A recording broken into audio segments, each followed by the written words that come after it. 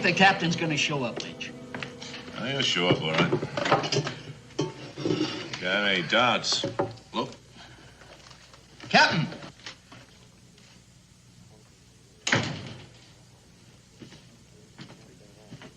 Howdy, Captain. It's been a long time since we've all been together again. Here, have a seat. One more drink for the captain. Captain? Gentlemen. Well, here we are. I reckon it surprised you some getting a letter from me, huh? It surprised me that you know how to write. Now, where's that field report that Major Hawley wrote concerning Colonel Cloud's death? That's right here, sir. Right here.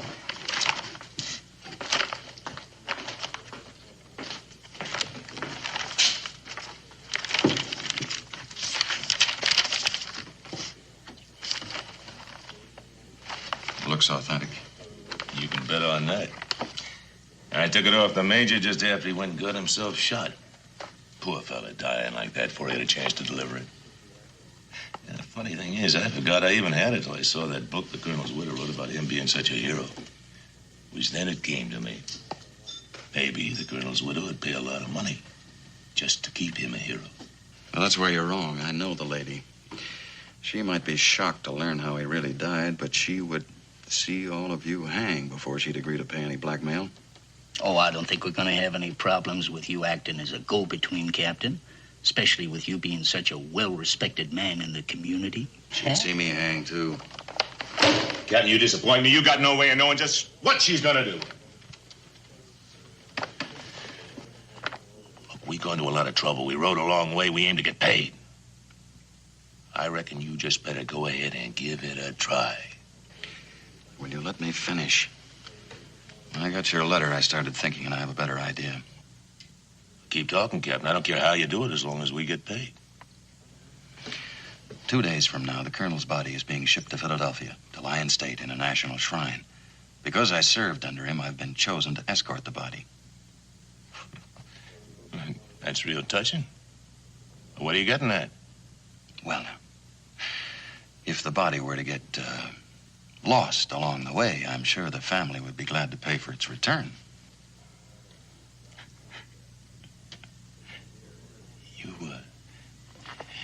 You ain't suggesting we kidnap a corpse? If it doesn't offend your sensibilities. Captain, that couldn't offend us. I think that's a real good joke on the colonel. Yeah. And we'd sure hate to see him rest in peace.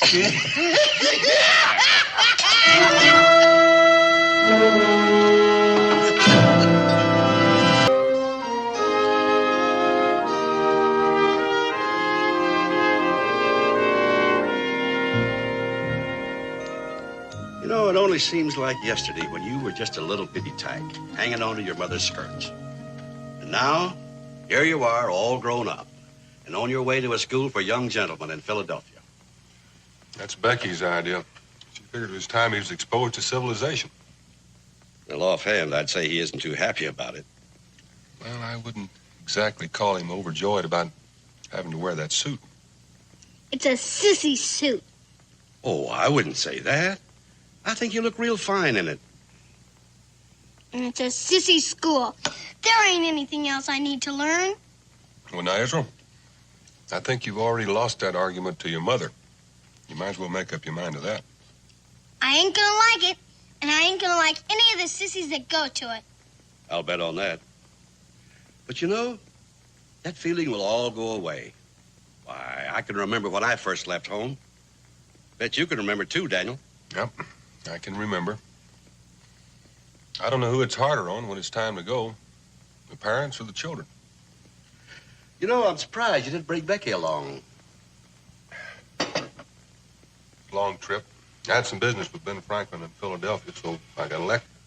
Well, it's been nice talking to you, Daniel. If you'll excuse me now, I'll go and get your luggage taken out. That coach will be here any minute now. But don't you hurry your meal. I'll call you when it's time to go. Thank you, Luther. Israel, you better drink some of that milk. It's going to be a long time before we get there.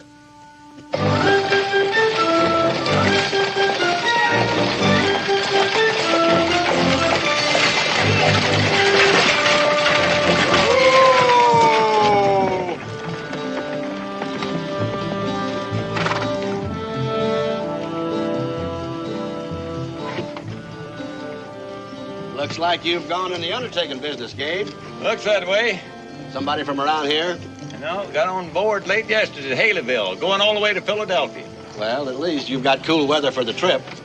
How long do we stop here, driver? As long as it takes me to load this luggage. Well, there's no point in my getting out. How many passengers you got for me? Just two. Daniel, Boone, and Israel. They're bound for Philadelphia, too. Daniel, that'll be a pleasure. Daniel, coach is here. Here we go.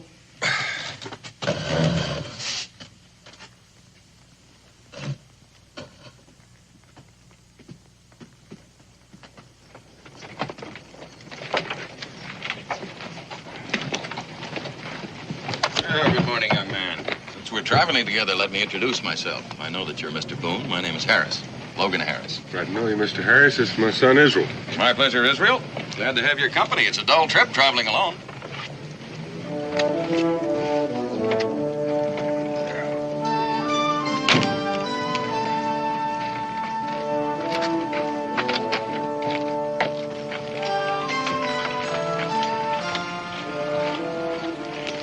Have a good trip, Gabe.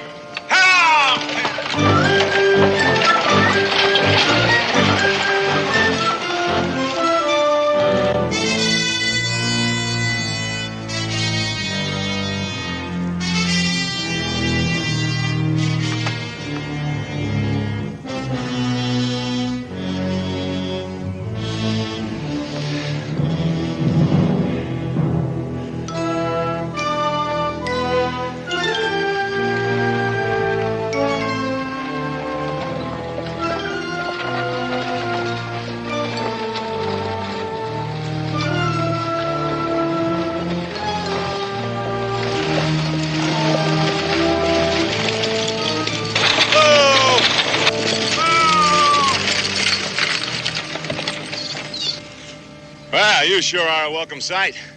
I've been walking this lonely road all day, just hoping and waiting for somebody to come along. What happened? No cause for alarm, mister. My horse broke a leg last night and put me a foot. If you could tote me to the nearest settlement, I'd not only be obliged, I got money to pay. Sure would like to accommodate you, mister. But there ain't space inside for you in a saddle. No. We can't leave the man stranded here. We'll make room for him. Well, thank you, sir, but I wouldn't want to put you out. If it's all right, I'll ride on the boot with you. It's all right on me, mister. Toss your saddle up here and climb on. Thanks. I mean to get to Horton's Ferry before dark. This is mighty kind of you. Get up. Sure picked a lonely section to get set afoot. Wasn't me picked it. Your fate. I sure want to thank you for stopping. Most drivers wouldn't. Highwaymen been known to hold up coaches long here. Is that a fact? Yeah, in broad open daylight, too. Then I am fortunate you stopped. You're real fortunate you didn't try to hold me up. You might not know it, but I had a gun on you. Underneath my coat. Now, you may not know it, but I got a gun on you right now. And it ain't underneath my coat. All right, mister. What do you want? Your gun.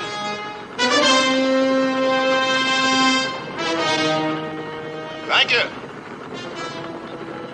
There's an old road forking to the right. About half mile up ahead. That's where we turn off.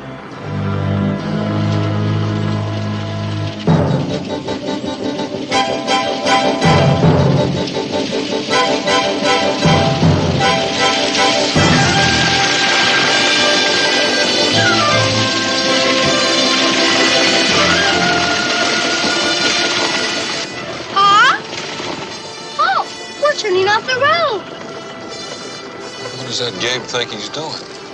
He's following orders, Mr. Boone. And I would suggest that you do the same. I can hardly miss at this distance. It would be difficult. What is this, a holdup? Not in the accepted sense of the word. It's a technicality. In one case, you get robbed. In this case, you don't. What happens in this case? Do I get shot? No, not if you don't cause me any trouble. Well, under the circumstances, you're looking at the most peace-loving individual you could run across. And why don't you lower that blunderbuss? If we hit a bump, it could go off. I'm glad to see you have a sense of humor, Mr. Boone. I don't know how much of a sense of humor I have, but I sure know when I'm outnumbered. Pa? Have you been understanding what he's talking about? Well, not completely. But I do understand that gun. Why don't you just keep on looking out the window at the scenery and try to enjoy it?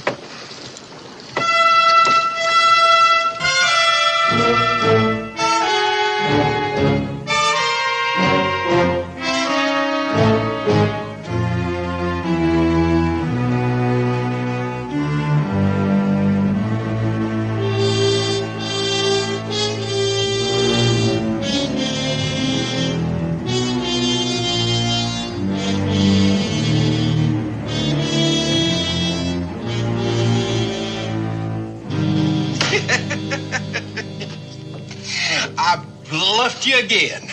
Now that makes $40 I got coming. I ought to know better than to play cards with you with your deck of cards. Any sign of them yet? Nothing.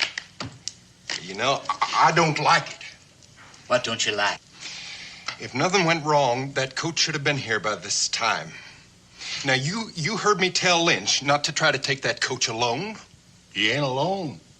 You forget. Captain's traveling with the dear departed. Yeah, but what good can he do inside the coach? Now, I still say we all should have been there. And I still say Lynch was right. Now, look, that coach is going to stop for one man walking, but it ain't about to stop for any more. 4 men on horseback could have stopped it. Well, that's right. And wound up with somebody getting killed. Now, look, right now, none of us is in trouble. I'd just as soon it stayed that way. Oh, I still say... Listen. Here she comes. Come on. Ross, stay here. We'll find out if everything's all right. Right.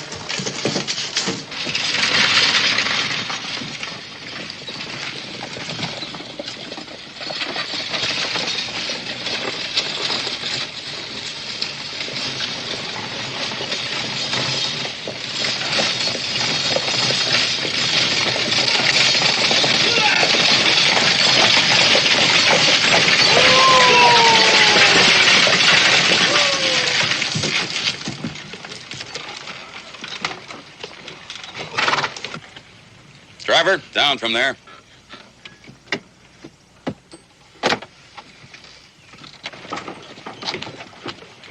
Lynch, take the coach around back and stable the horses.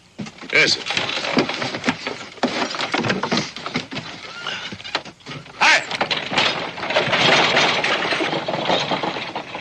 Now, Mr. Boone, would you please step inside?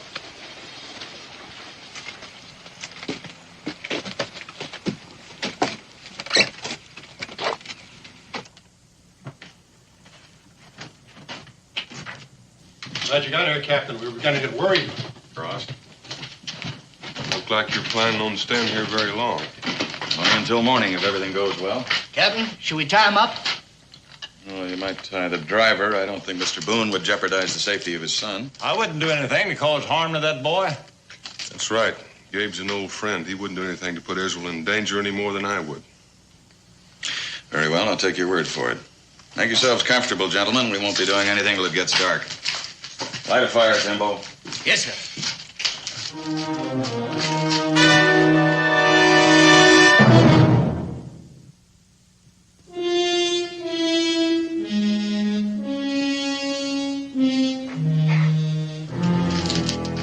Give me one.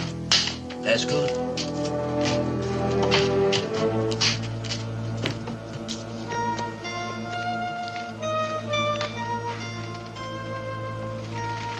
You know, Daniel, the more I think about it, the less sense it makes. Why do you bother to hold up that stage? What are we waiting for? Do you have anything of value on this trip, Gabe? Nope. All this carrying is your luggage and that corpse. Corpse. Maybe that was it. You mean you think they'd bother stealing a cadaver? It's been done. A man that'd sink that low wouldn't stop at committing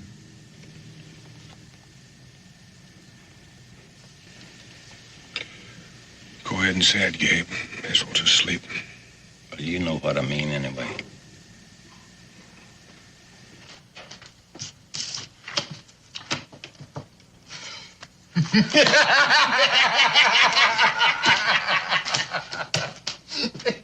Come on, deal him again.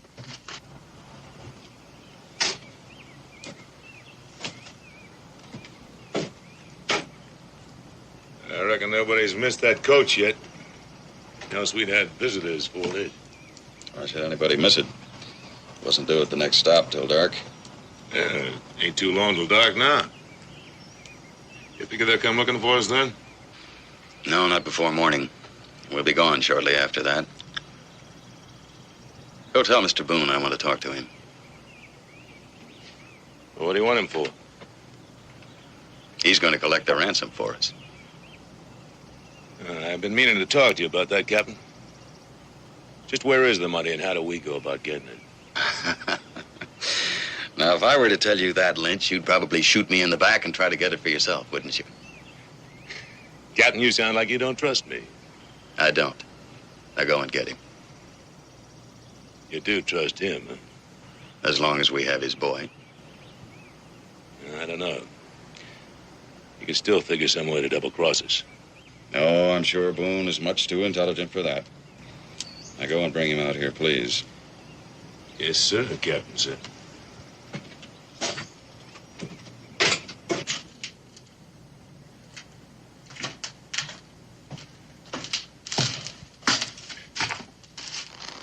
Captain wants to talk to you. About anything in particular? Mr. Boone, why don't you ask him? He's right outside. After his if he wakes up, Gabe.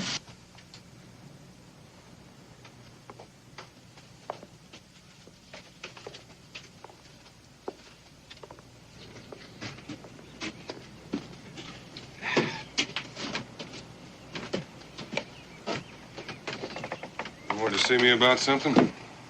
Yes, a little conversation. You can go now, Lynch. I was all same to you, Captain. I'll stay around. No, you won't. Go on back inside. Captain, you just don't have any faith in me, do you? And I ain't sure I got much in you.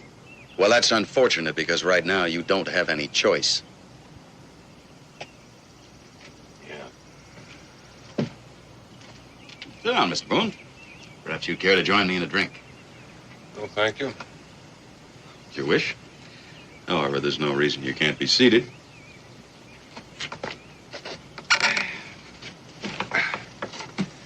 I take it your friends don't care too much for you. My friends? Whatever else you want to call them. It is my misfortune, Mr. Boone, to find myself in league with men such as those, and I suppose you're wondering why. I've got my share of curiosity. Well, maybe you remember the old slogan about war making strange bedfellows? Mr. Harris, the war has been over for some time. Not for me, it hasn't. But with a little luck, it might end sometime tomorrow. Now, what do you got? Your deal. What are those two palavering about out there? I ain't real sure. And why don't you stay with them and find out? Captain told me to leave. We ain't in the Army no more. How come he thinks he can give us orders? 'Cause we ain't got that ransom yet. That's how come. Maybe it's about time we took a hand in this. You sit down, Timbo. Don't you know the captain ain't gonna tell us nothing? Until we get that money, we're gonna have to let him play soldier. All I want to know is where that ransom is and who's going to pick it up. That's what I want to know. Well, he's sending Boone after it. I don't know where. So we'll just sit and we'll wait. Fill me in. You still haven't told me why you called me out here. No. You see, I've been wondering just how far I could trust you. Why should you trust me at all? Because I need your help. You kidnapped me and my son, and you asked me for my help? So I'll admit it's a peculiar request, but then this is a peculiar situation. It was a mischance that you were on that coach, but there's no help for that now.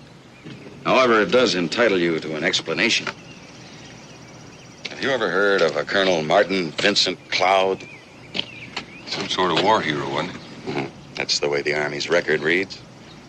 In an engagement along the Saluda River with the enemy, Colonel Cloud with a mere handful of men, fought a heroic rearguard action which enabled his regiment not only to escape a British ambush, but turn what seemed to be a defeat into a decisive victory. There's more to it, but I won't bore you with that.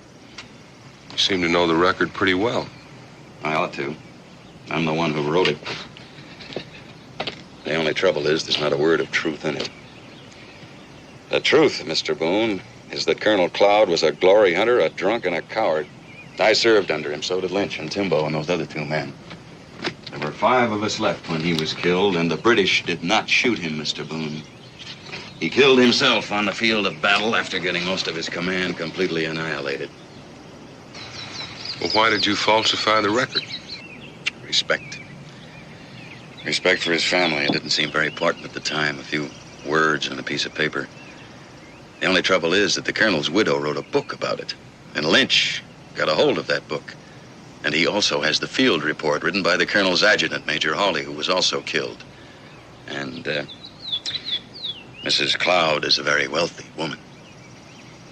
So you threw in with them to blackmail her? Blackmail's an ugly business, Mr. Boone, and very dangerous. Body snatching is easier. I already figured that out. How much are you asking for the body? $20,000. I reckon I don't have to tell you what I think of a man who'd rob a grave. No, I reckon you don't. But at least now you know why we're waiting. There is just one more thing. You're going to collect the ransom. Well, that's where you're wrong. I've done a lot of things in my time, but I've never sold a corpse, and I don't aim to start now. Well, unfortunately, you don't have any choice, and neither do I. I had planned to go after that money myself, but if I leave here now, I doubt very much whether you, your son, or your friend Gabe would be alive when I get back. Suppose I run your errand for you. What'll happen after I get back? I'll tell you very frankly that I don't know. It depends largely on you. Well, you know what you're asking me to do, don't you? You're asking me to stick my neck in a noose. Now, let me reassure you on that point. If you follow my directions, no harm will come to you. Until I get back. Until you get back. Or if you're followed or you try to bring help. Well, there's one thing I can say for you. Don't leave any doubt in a man's mind. Where do I go and what time do I leave? How fast can you get to Salem and back? Depends on how I travel. I have a horse here. He's strong and he's fast. Say about 4 hours each way. All right, you have to be there by midnight and back here by dawn. That's got me pretty fine. Lynch! The element of time is most important, Mr. Boone. Coaches don't vanish without arousing a certain curiosity. Yes, sir. Saddle my horse for Mr. Boone. He'll be leaving shortly. All right.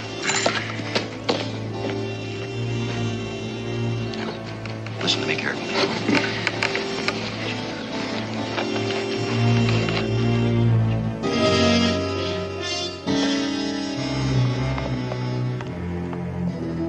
What'd you find out, Daniel? Much we didn't know before. Okay, the killers want to go ahead and do it now. Well, Harris wouldn't let him. Harris. I figured he is the leader of the gang. Just till they get paid off. Look, Gabe, I'm gonna leave for a while. You mean they're letting you go? Not very far and not for very long. Will you look after Israel while I'm gone? Well, you don't have to ask me that, Daniel. I'll do my best to see that no harm comes to him.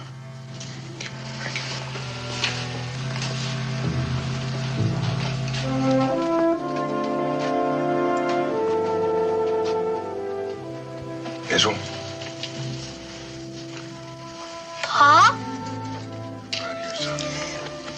Have we got to Philadelphia yet? No, not yet. Remember we turned off the road to come here? Now I remember. How long are we going to stay here? Well, not long, I hope. Except I'm gonna have to leave you for a little while. Ain't you going to take me with you? Not this time. That's why I had to talk with you. Now, I want you to stay here with Gabe, and I want you to do everything he tells you to do. Will you do that for me? And you won't be scared. No, Pa. I won't be scared. You be a good boy. Captain's calling you. Go back to sleep.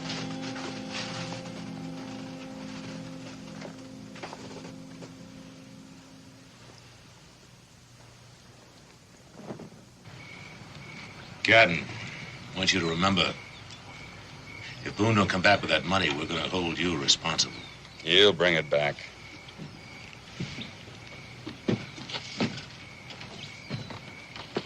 You know what you have to do. No. Remember, you've only got till sunup.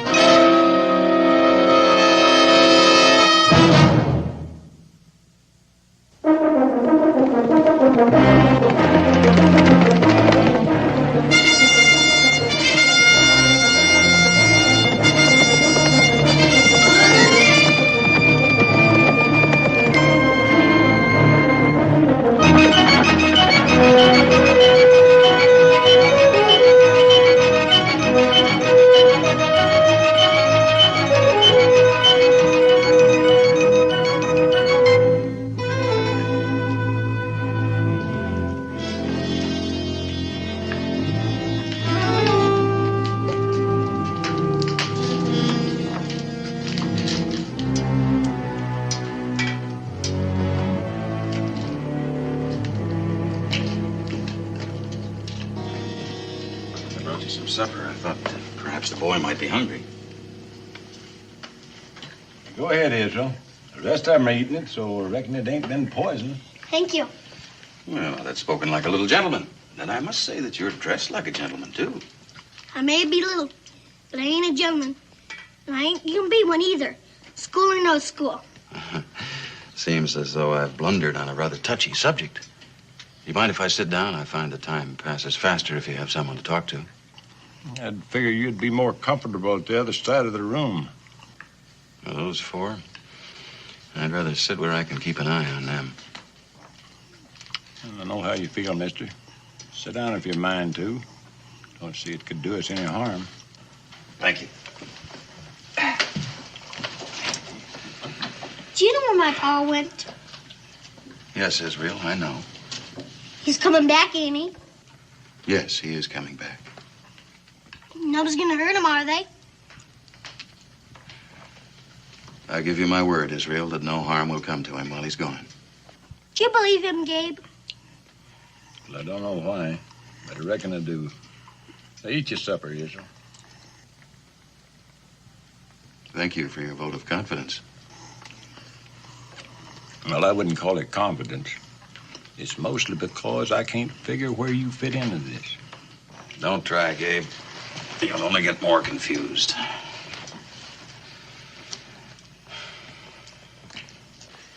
I don't know if the rest of you took note of it or not, but that captain doesn't seem to care much for our company.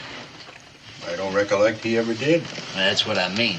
I always figured I was as good as any man, except he never treated me like he thought I was. Well, that's because you never had no schooling. I'll make you bets that driver ain't had no schooling either, but there they said. Like they was long-time friends. Well, take a look. And don't let it fret you, Timbo. Ain't gonna be for long. You got something in your mind? Yeah. Yeah, I've been thinking when we leave here, we ain't gonna have much use for the captain. Plan on killing him? I ain't gonna let him run loose. Well, then let's do it now so we can get some sleep. Trouble with that is we don't know what the captain told Boone. Oh, that's right, that's right. Captain Harris is a cautious man. Could be Mr. Boone's going to want to see him alive and healthy before we get paid off. And that sleeping is a good idea. Ross, why don't you stay on guard for a while? No sense all of us staying awake. I'll spell you in an hour or two.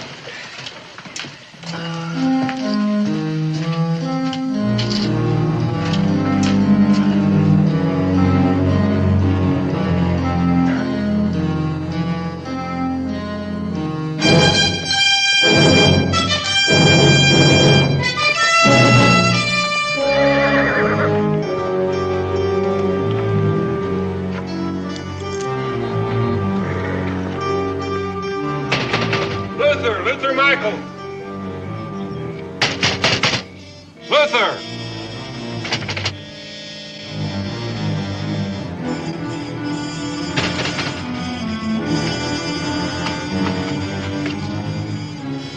The inn is closed for the night, so stop banging on that door. You're trying to awaken the entire neighborhood? Open up, Luther. It's me.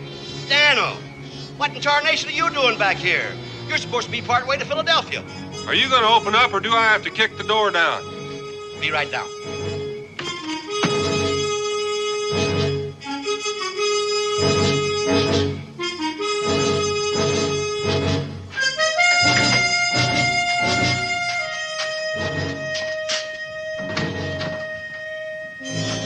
Now, Daniel, will you please tell me, what is this all about? No questions, Luther. Just take my word I'm going to need your help. Oh, where's Israel? Well, he's all right for now, and we'll be till sunup. Now, that just plain don't make sense. Well, it makes more sense than you know. Now, I'm going to need a fresh horse. A fresh horse? Yeah, mine's plumb wore out, and I've got 40 miles to go. You mean tonight? I mean tonight. Well, I can get you the horse, but, man, you need some food and rest. You just get the horse, Luther. Well, if you're dead set on it. Oh, I'm going to need a pistol. Oh, well, you'll find one behind the bar over there. And make yourself a hot rum. You look like you could use it. It's a good idea, Luther.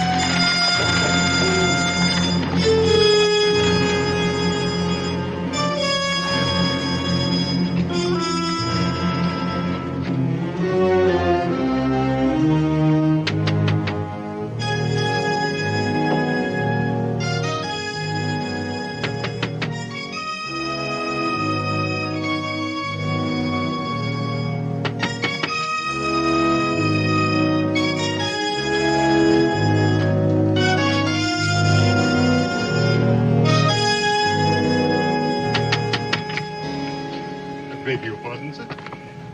It's late, I know, but I saw your light still burning. I'm supposed to meet a gentleman. Is your name Jason?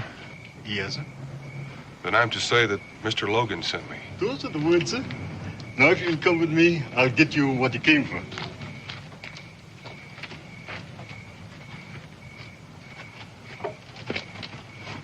I don't suppose I have to count it. No, sir. You can take my word. It's there, just the way I was told. All right, Jason. Well, I'll be going then.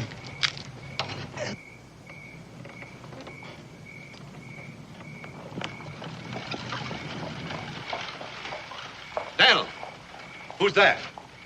No questions, Luther. Well, I can ask you if you found the gun, can't I? Yeah, you can, and I did. And the rum? Just keep it hot for me. You're in some kind of trouble, Daniel. Now, if you'll just tell me. If I don't tell you, then you won't know if somebody asks you a question. Well, I can raise the constable at daylight, and in the morning I can round up some men. Luther, just forget I was here and thank you for the horse.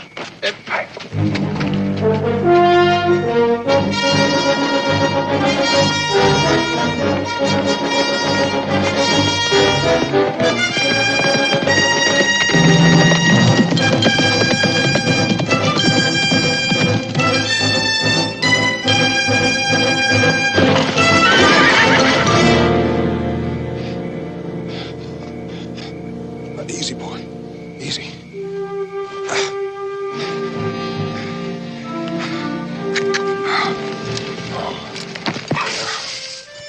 Let's take a little walk and see how badly you're hurt.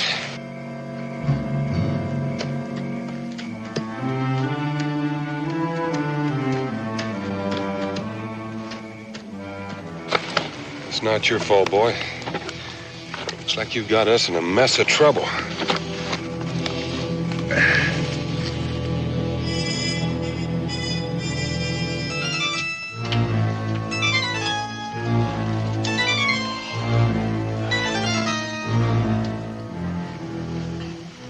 What time is it?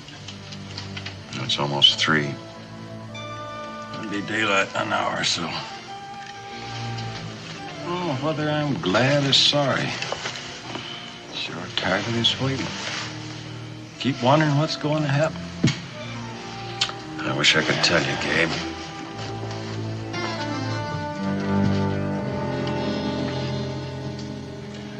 Okay. Getting almost time to move out. Well, if you want anything to eat, you better get it now, then get the gear packed. We won't waste any time once Boone gets here. Yes, sir. I better saddle the horses, too. No, there's time enough for that. We'll wait till it gets light. Timbo. Come on, Timbo, wake up. Chow time. Huh? Let's just start the fire. Cross, ho, wake up. Come on, cross. Get our gear together. Pack the saddlebags, roll these blankets up. I'm gonna look at the horses.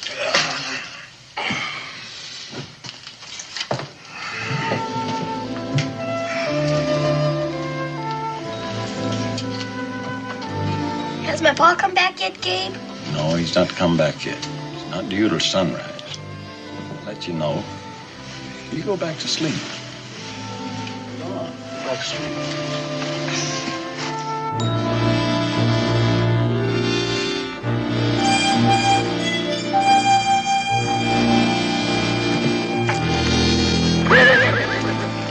Don't shoot, mister. I'm unarmed. I ain't got a penny on me.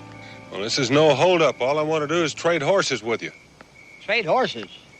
Yeah, mine fell and came down lame. He'll carry on into Salem, but he won't get me to where I have to go on time. I don't like your proposition, mister, so step aside. Now, I don't like doing business this way, but you give me no choice. Will you listen? Now, I'm listening. All right, I want you to take my lame horse to Luther Michaels at the Golden Cup. And I'll bring you your horse the first chance I get. And here's some money for your trouble.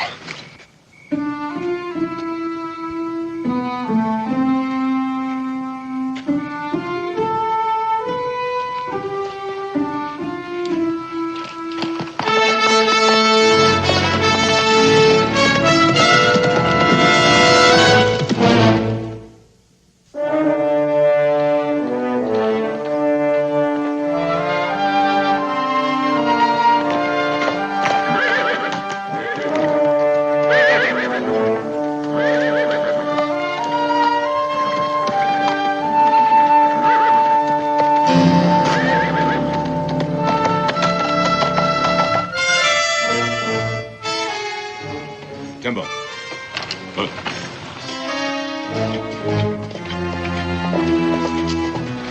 Well, Mr. Boone's a prompt man. I was beginning to figure he'd really double-crossed us. Just when do you plan on jumping him? Soon, I'll let you know. Hode, you stay with the horses. Welcome back, Mr. Boone. I trust you brought the money. I brought it. I left it down the road a piece until I make sure that Gabe and my son are still alive. Captain, that could be a trap. You don't think I'd gamble with my son's life, do you? No. Israel's all right, Mr. Boone. Go on in and see for yourself. Just a minute. Yeah, Captain, you're getting awful careless. Mr. Boone might have brought a gun with him. Look for yourself. I'll do that. I'll sure do that.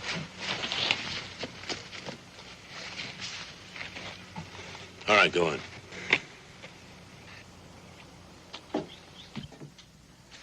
Pa! You all right, Israel? I'm fine, Pa, but I'm real glad you're back. You satisfied? Yeah, I'm satisfied. Now, where's the money? It's in an elderberry bush about 100 yards up the road. You won't have any trouble finding it.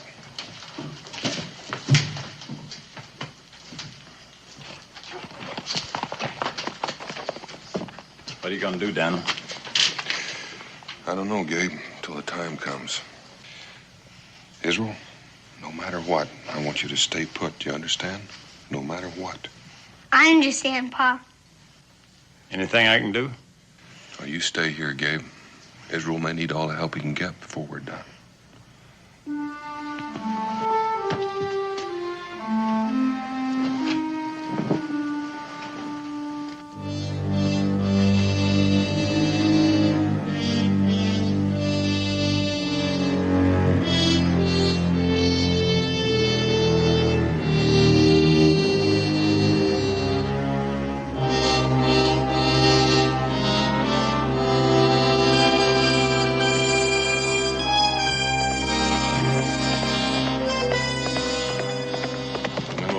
it. Let me make the first move. That's good.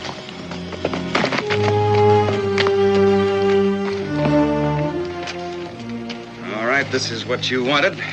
Gentlemen, now you may take it and leave. Timbo, have a look.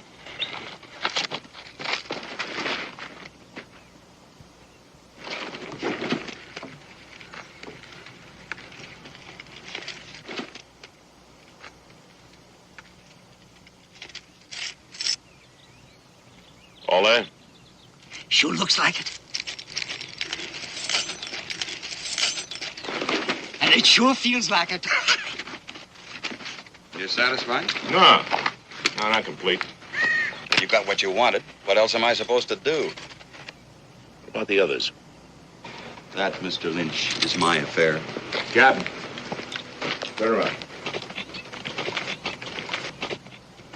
Lynch, put that gun away. No, not this time, Captain. And about the others. Ain't your affair no longer. I'm taking over now. I suppose you're all in this with him? That's right, Captain. We came to the conclusion that we just can't trust you anymore. I got the money for you, didn't I? Well, that's right, Captain. We appreciate it. We really do. But we don't have any need for you anymore. All right, now I'm going to tell you just once more. You get on those horses and get out of here. Oh, you'd like that, wouldn't you? Have us ride out, leave the rest of you here together? First place you got, you can sink the law on us. That's just what you do. If I had wanted to bring in the law, I could have done it a long time ago. Sure, Captain, sure. Now, you've been scheming something right along. I don't know what it is, but you ain't getting away with it. Because now we got insurance.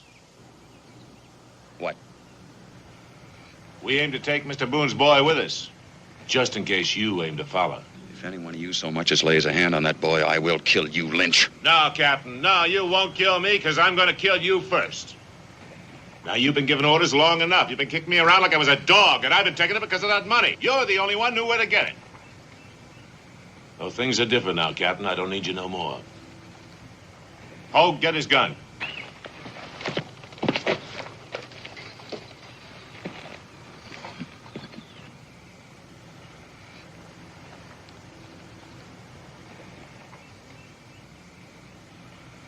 That kind of pulls your fangs, don't it, Captain? I reckon you won't be interfering with us no longer. You neither, Mr. Boone. You know, for a while I figured I'd have to shoot you, too. Now I doubt you'll give us much trouble. If you want to keep your boy alive. If you touch my son, Lynch, Harris won't get a chance to kill you. I'll be there first. Well, now, listen to you and your big talk. Mr. Boone, are you trying to scare me? I'm not trying to scare you. I'm trying to tell you. Do it, Captain. Just give me an excuse. Let my conscience set easy when I blow a hole through you. Cross, go fetch Mr. Boone's boy. I told you, Captain, I've been looking forward to this. Go on.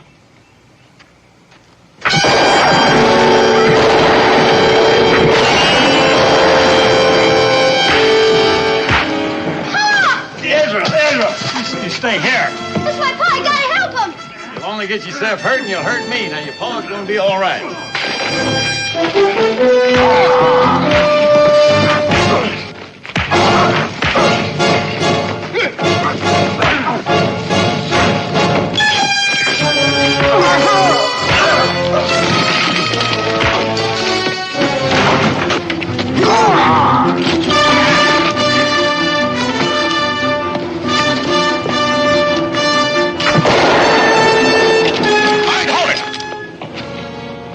Over there, all of you. Yeah, but Captain, it was Lynch's idea about the mother. Shut up, Timbo. You want me to tie him up? No, that doesn't fit in with my plans, Mr. Boone. I'll take that field report now, Lynch.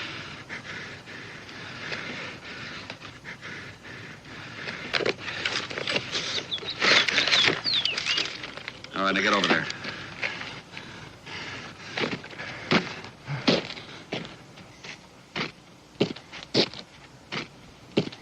Now that I've got you lined up, I ought to shoot the lot of you. Go on, get on your horses and get out of here. Captain! You heard me do it before I changed my mind. Go on, take it with you. It's worth it to me not to have to look at you anymore. Timbo, you wait for me.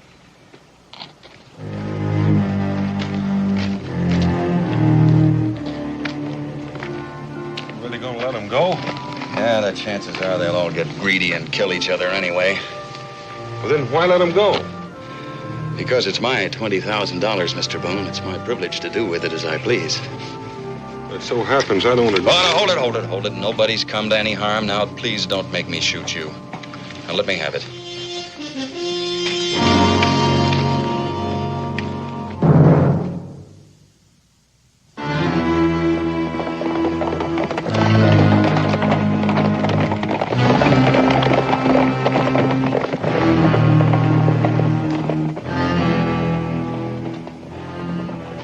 They'll give them an hour's head start, and then you can be on your way.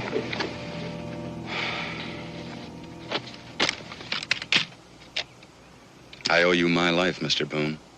Lynch would have killed me. It could be you thanked me too soon. You know, I still have to turn you over to the law, don't you? What for? Well, the last I heard, grave robbing was still a crime. You mean that coffin? There's no corpse in that. There never has been. Except that Lynch and the others don't know that. That's why they won't be back. You mean this has all been a put-up job? That's right. To keep them from destroying an old lady. You see, Mr. Boone, I haven't been entirely honest with you. Colonel Cloud was my stepfather. My mother thinks he's a hero. Why should I let her think any differently? Does that make any sense to you? Well, it's beginning to. You know, the sun is scarcely up, and it's already been a very long day. Perhaps this time you'd join me in that drink? Well, this time, I'd be glad to.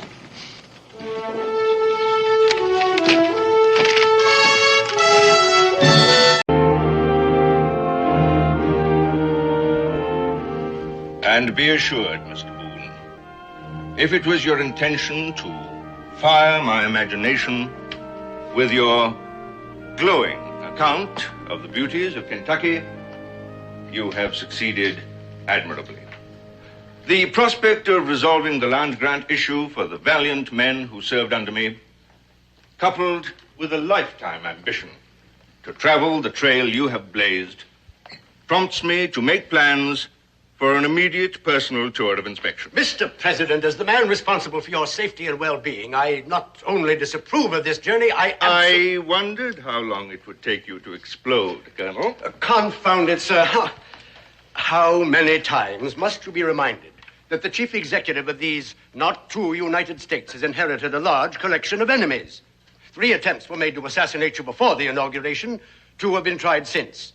This journey you propose is too great a risk. Kentucky is a wilderness. Was a wilderness, Colonel, until Boone opened the way for its colonization. As you are aware, he served under me before. I have the utmost faith in his loyalty, and I shall look forward to meeting this young frontiersman again. Now, where was I? Prompts me to make plans for an immediate personal tour of inspection. Ah, yes. My aide, Colonel James Lamport, will be arriving at the fort 2 weeks from this date. I trust it will be convenient to meet with him and make arrangements for my journey over Boone's Trace, which I hopefully wish to make under your personal direction. With kindest regards, looking forward to our next meeting, I remain respectfully. Would you read that back to me, please, Mr. Portman? Dear Mr. Boone. In reply to your letter of the 21st, Pa? I am deeply... Pa? Is it true, Pa? Is it true, Pa? Is it real honest true? It's what true? About President Washington. Ma says he's coming here to Kentucky. Well, that's what it says in the letter. You don't seem very excited about it. Well, ordinarily, I'd be real excited. But under the circumstances, I can't honestly say that I am. I don't understand, Pa. Well, neither do I. This letter from Mr. Washington is an answer to one I never wrote in the first place. I still don't see how it's possible to receive an answer to a letter that you've never written.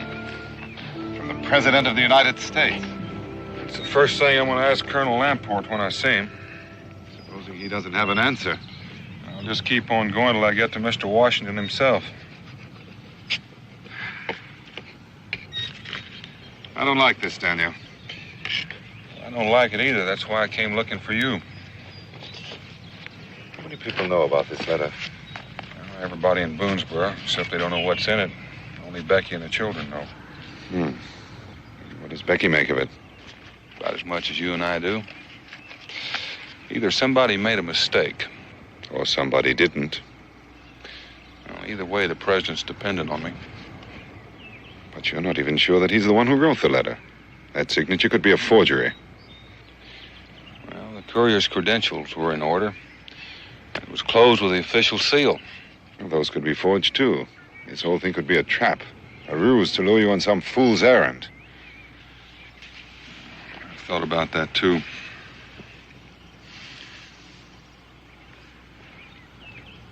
You know what I think? What?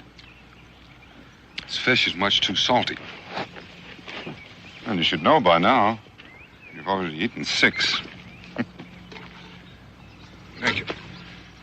Now tell me, Daniel, what can I do to help? I thought maybe you might like to come along. Well, the fishing isn't very good anyway. I would like the opportunity of meeting the president. Perhaps even of telling him that my people would like to be a part of this country's future, as well as its past. I'm sure Mr. Washington would be pleased to talk to you.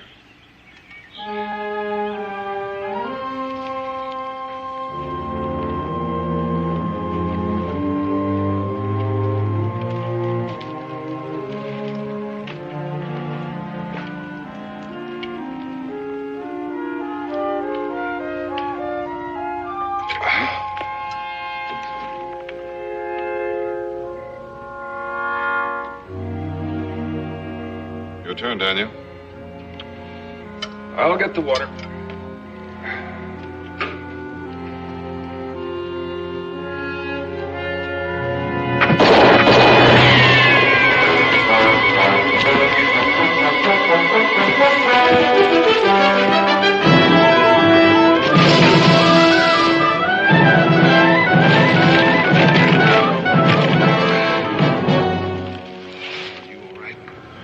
My tail feathers are a bit ruffled. You think they're still out there? I don't know. Why would anybody want to kill you, Mango? Are you sure it was me? It wasn't me. I must have walked within 10 feet of them. They could have hit me with a rock. Evidently, someone doesn't want me along on this trip. I wonder why. I wonder why you received an answer to a letter you didn't write. In any event, I think we'd be safer traveling separately. It makes a lot of sense. Why don't you put all of our extra gear in this hollow log? Where will I meet you? Meet me at Clinch River. Maybe by then I'll have some answers for you.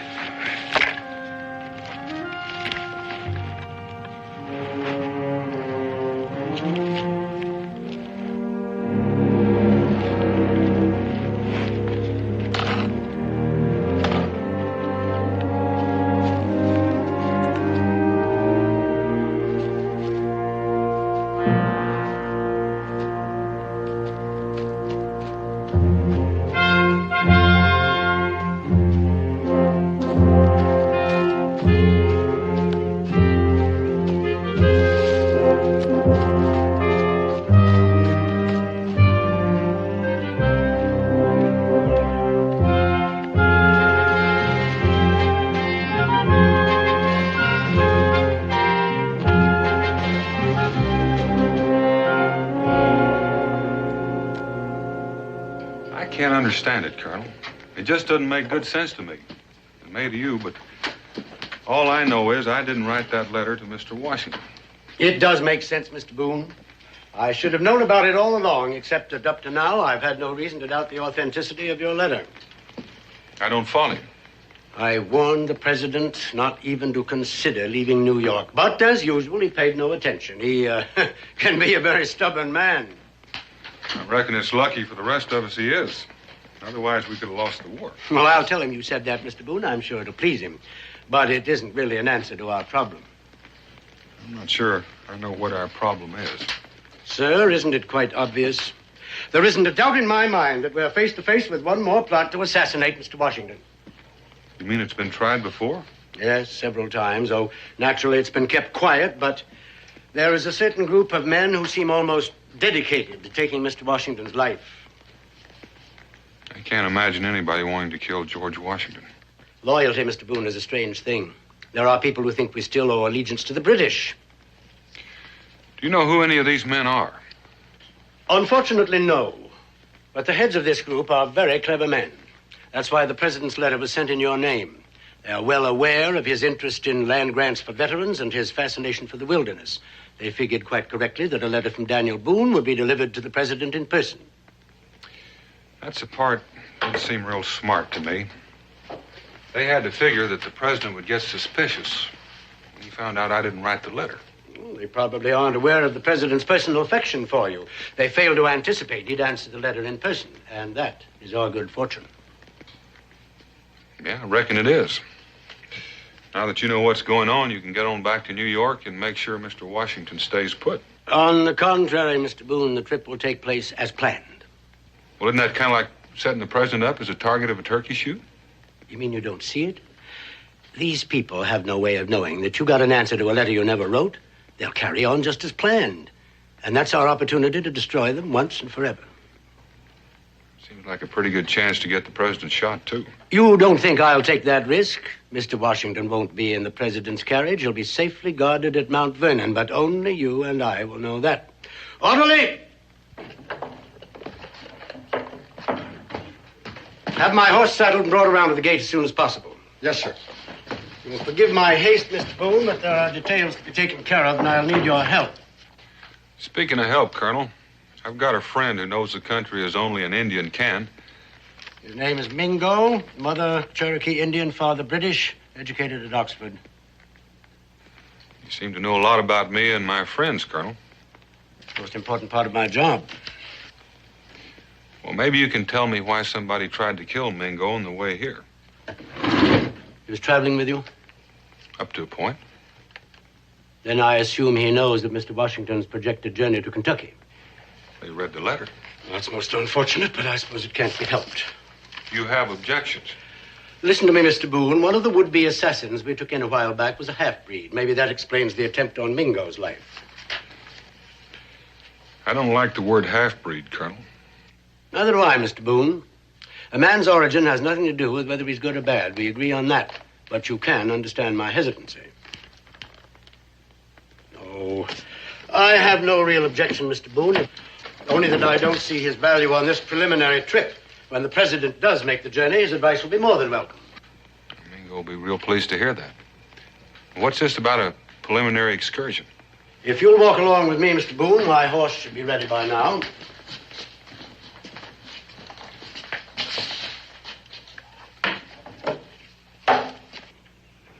Due to the risks involved, I have thought it advisable to make a prior study of our intended route.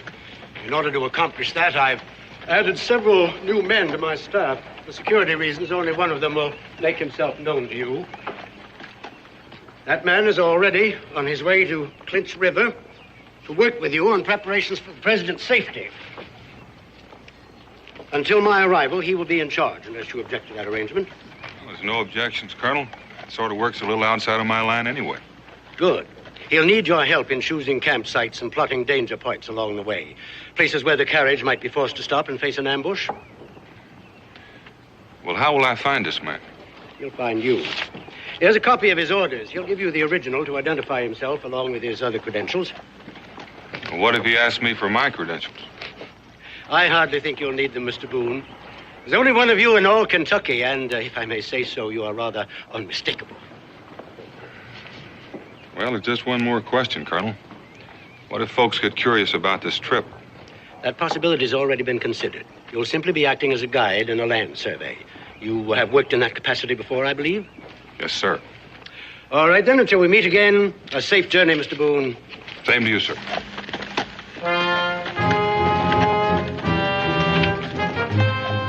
Captain Edgar Newton.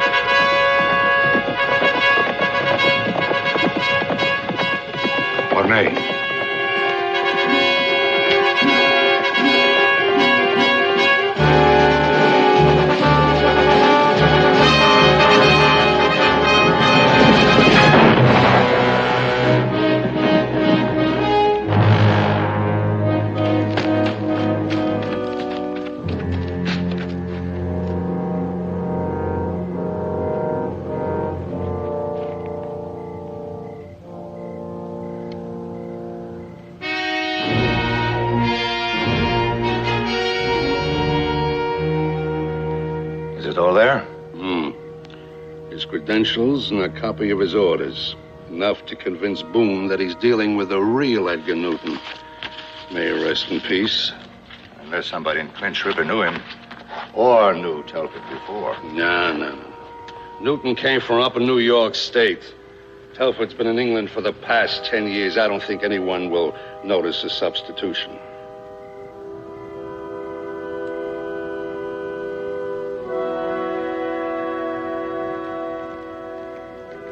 Sit down, Warner. You've walked at least 10 miles since dark. Captain Newton should have been here long before this. So doesn't that bother you? Not especially. His horse could have gone lame, or he could have been delayed in some other way.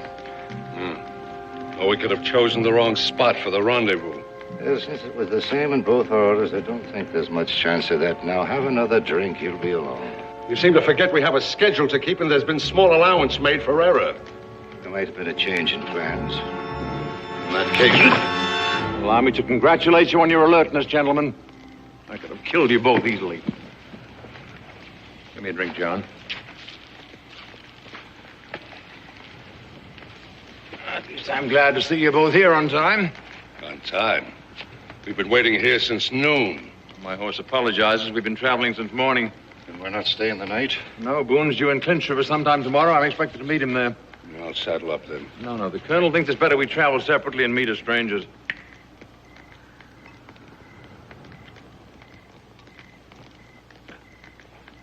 You always had poor taste in rum, John, but I suppose it's warming. To your health, gentlemen. And to the death of Washington.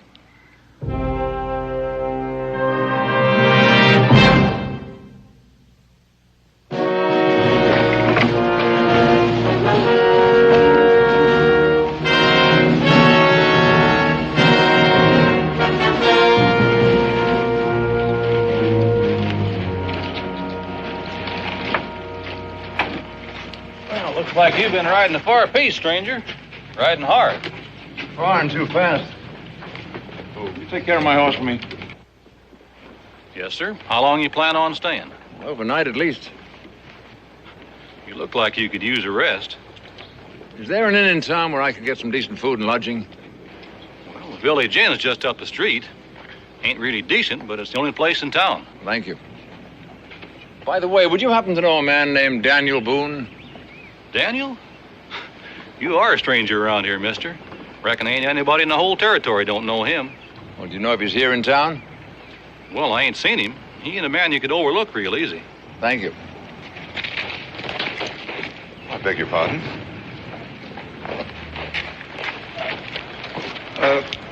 Haven't we met before? That seems unlikely since I'm not in the habit of associating with savages. I'm sure I've seen you before. And I'm sure you should be taught some manners. Fight! The Indian knocked him down! Fight! Look at the fight! We have no quarrel. Get that Indian!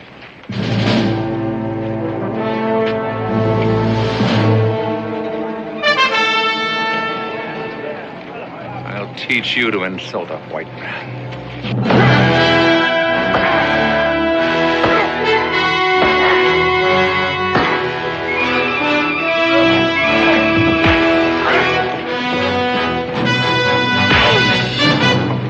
You all right, Mingo?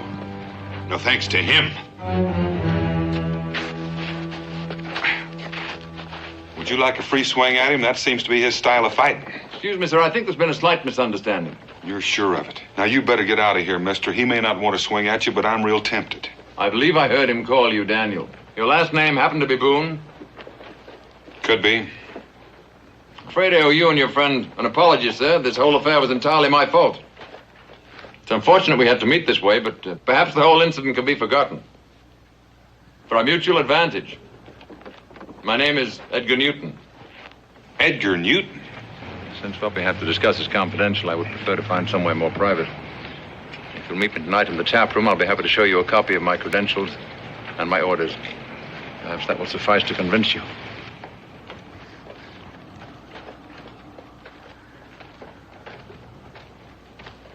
That's too easy, Daniel. Well, he's one of Colonel Lamport's aides. I'm supposed to guide him over the trace in preparation for the president's arrival. Oh. In that case, I'm afraid I owe you an apology. What for? Well, by defending me, I'm afraid you've made an enemy. I don't know, Daniel. Somehow I just don't trust you, Mr. Newton. I can't say that I blame you. Well, where are you going? Back where I belong. Well, why should I stay here?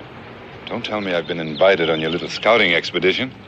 Well, you weren't exactly invited, but Colonel Lampert said he didn't object to your going along. Well, that's very kind of the Colonel, but I don't think I'd like to travel with Mr. Newton. Let this be your expedition.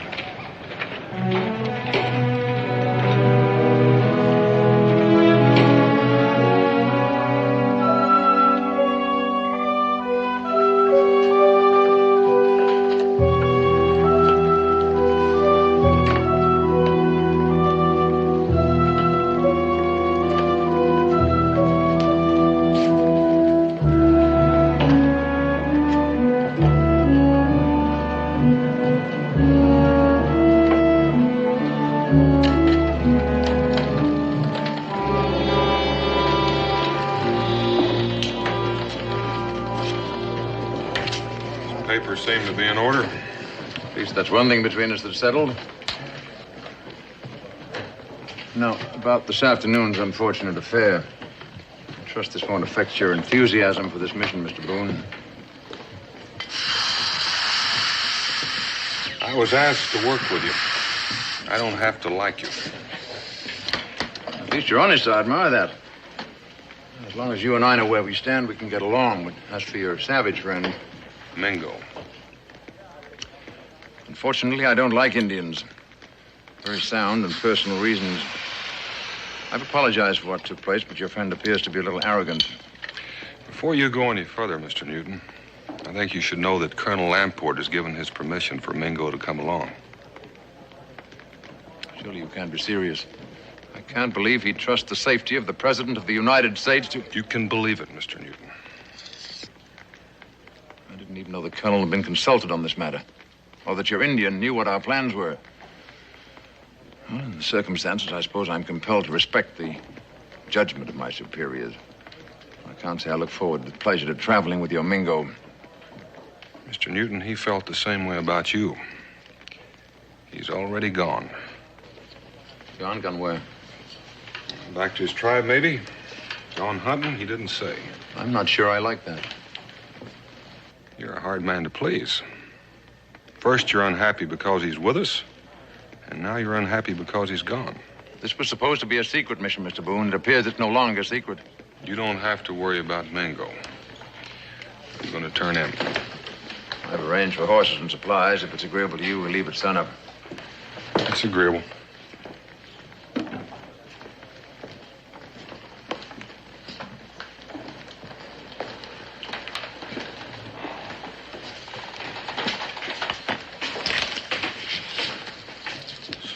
What did you find out? Nothing we didn't know before, except the Indian's gone. I could have told you that before. We saw him leave shortly before sunup. Which direction was he headed? West. Then get after him. At this time of night? At this time of night, he can't have traveled far. I don't see what harm he can do. He knew me in London. Not very well, fortunately, but given enough time, he might remember me. You can't take a chance like that. Where do we go, then? You find me on the trail, we leave at sunup. What do we do with the Indian when we find him? Just what you were told to do before. Only this time, don't miss.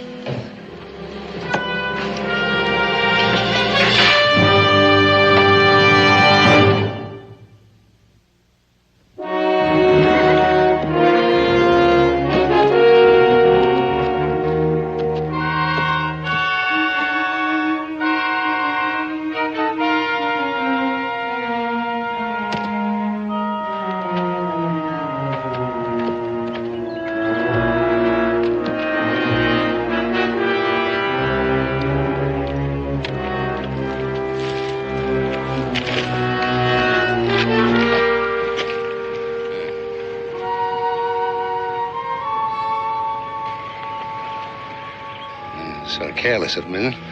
Making all that smoke. Well, he's got no reason to think anyone's looking after him. Could be a trap. Let's go see, huh? Yeah.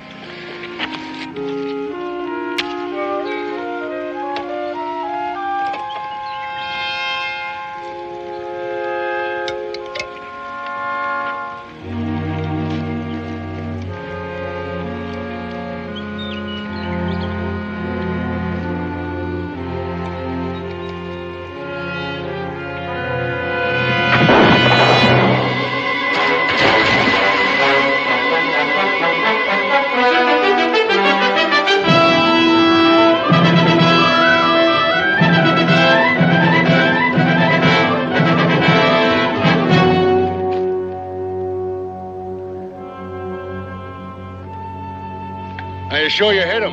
Saw him fall, didn't you? Yeah, but I don't see any sign of him now. He's drifting with the current. Now stop worrying. I've never missed an easy target like that. Well, now that was real thoughtful of him. I think coffee ready for us? Don't you think we ought to go back and report this? Newton said he and Boone were due to leave at sunup. Should put him here sometime around noon. All we got to do is wait.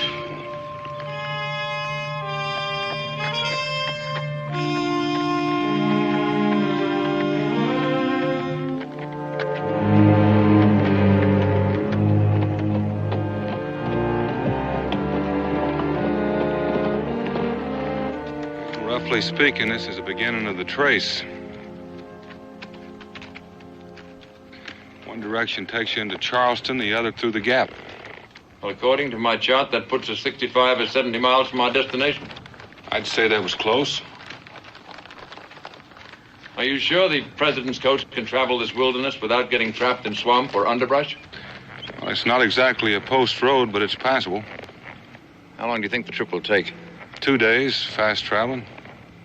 In the circumstances, I think fast traveling might be advisable. Uh-huh.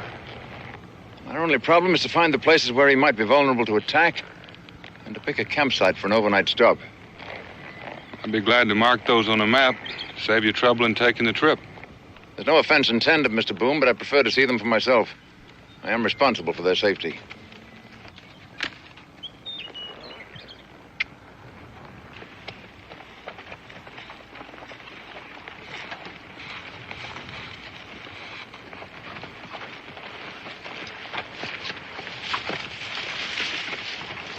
How many will be in the military escort for Mr. Washington? 4 cavalry troopers and a driver. 4 troopers? It's Colonel Lampert's idea. He felt that a larger troop might attract attention. Well, if it was me, I'd swap a little attention for a few more men. You're forgetting Colonel Lampert and myself. Also the men who are working under me. How many's that? I'd prefer to keep that a secret, Mr. Boone, even from you. Shall we proceed?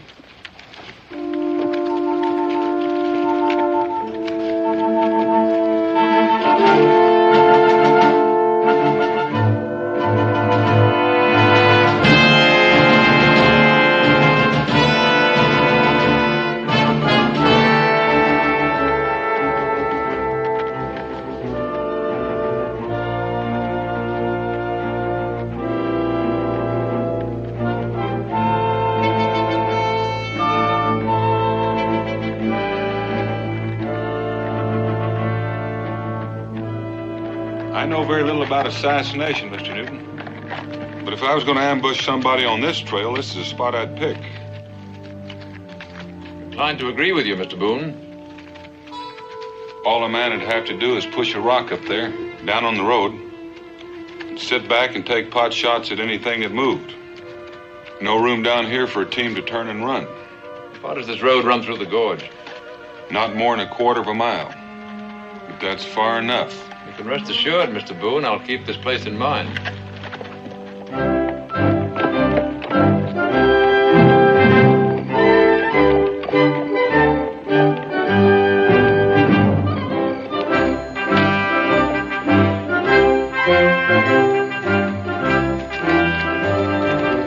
Sergeant, post your men.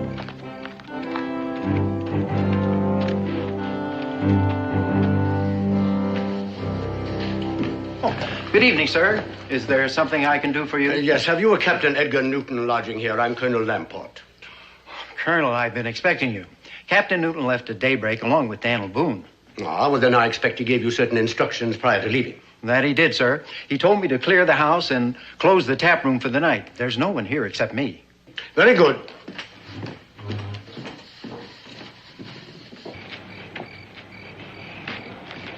Mr. President, your lodgings are ready.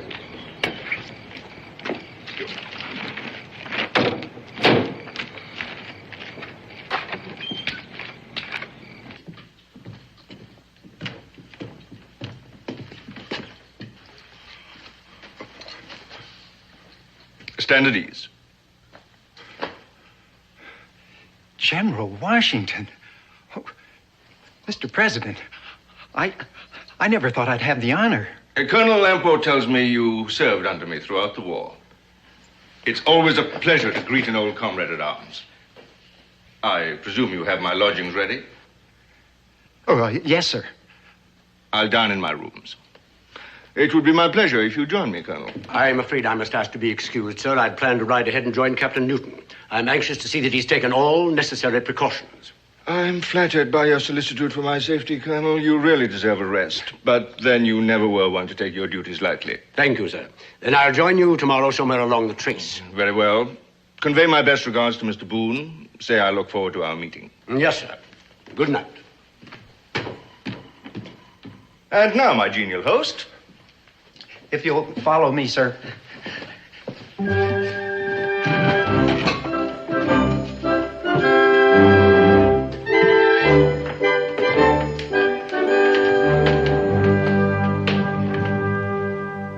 So this is the spot you've chosen for our overnight stop. It's about halfway to where we're going. It's as safe a place as I know offhand. With a bluff back behind us that protects us from above. There's only one way to get in. I can see all that, Mr. Boone. I'm not objecting to your choice.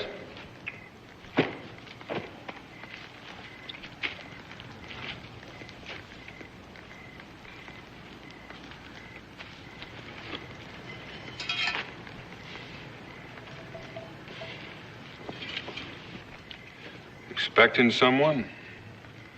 No, I just thought it was rather late. Perhaps we should get some sleep. I'm willing. Before we do, why don't you call your dogs in? What do you mean by that? There've been two men tailing us since noon. Since they're no friends of mine, I figured they belonged to you. You're a very observant man, Mr. Boone. Reports of your woodsmanship were not exaggerated. John, Mornay, come on down.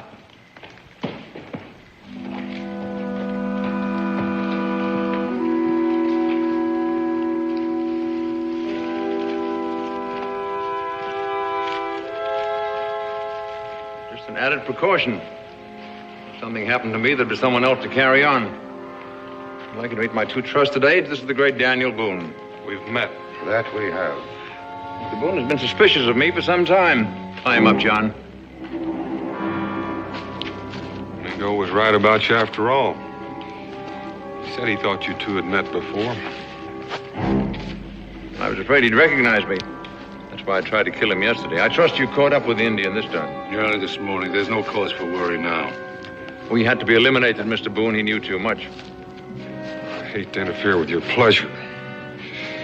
Mr. Washington is expecting me to meet him. If I'm not there, I'm sure there'll be some questions asked. I doubt there'll be any questions asked. You see, contrary to what you think, Washington is not at Mount Vernon. He's due to leave Clinch River sometime before dawn. So you've done away with Colonel Lamport, too? Let's just say Colonel Lamport is in good hands. Tie his feet as well, John.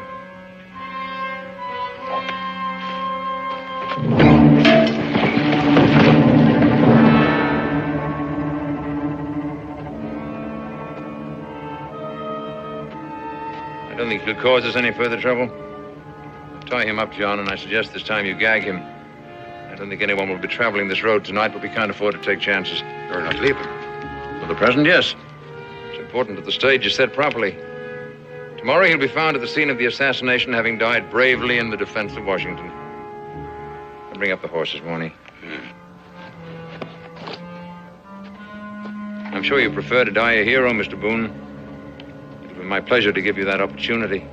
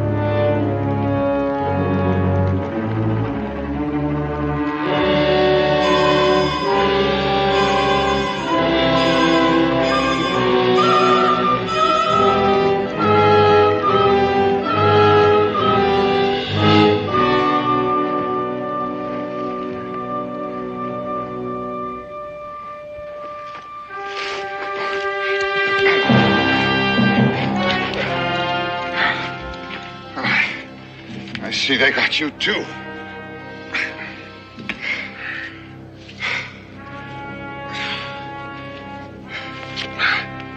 Thought you were dead. This is about as close as I care to come.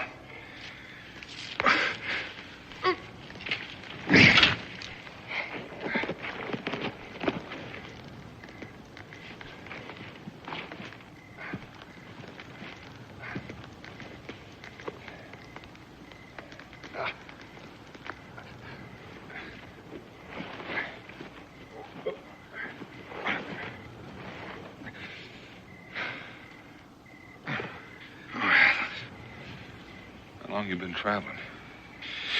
Since daylight. Well, if I didn't kill you, you ought to live to be 100. Now, you just sit there and don't try to move.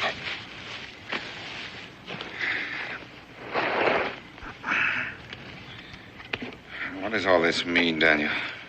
It means we've been tricked. Washington's going to leave Clinch River in the morning. They're going to kill him on the road. What about Newton? Just bait for me, and I was fool enough to take it.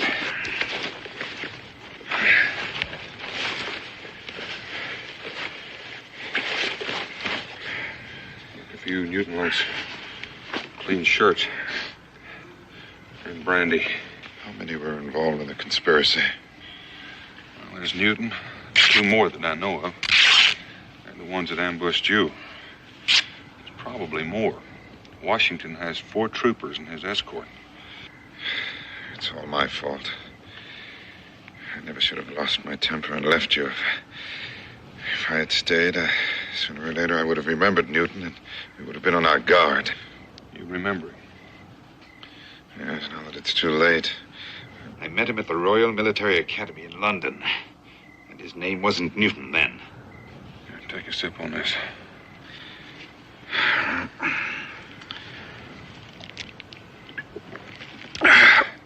This may burn a little. Stings a little bit, don't it? Oh, it's not the pain, Daniel. It just seems a waste of good brandy.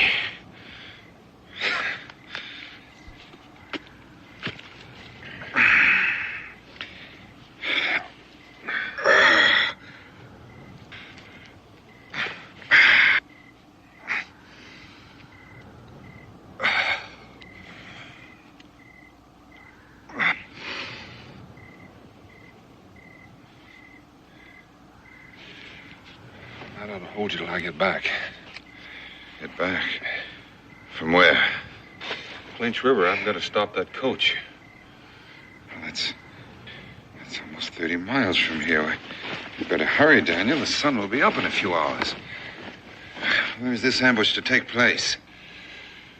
I guess it'd be the Rocky Gorge. I'm afraid I laid it out for Newton.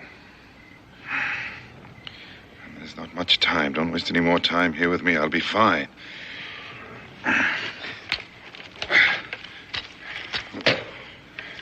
What about you? What if you run into them on the way? Well, they'll think I'm still tied up here. That'll be my advantage, just in case one of them comes back. Is there anything else you want?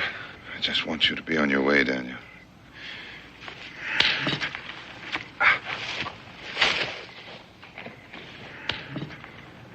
Godspeed.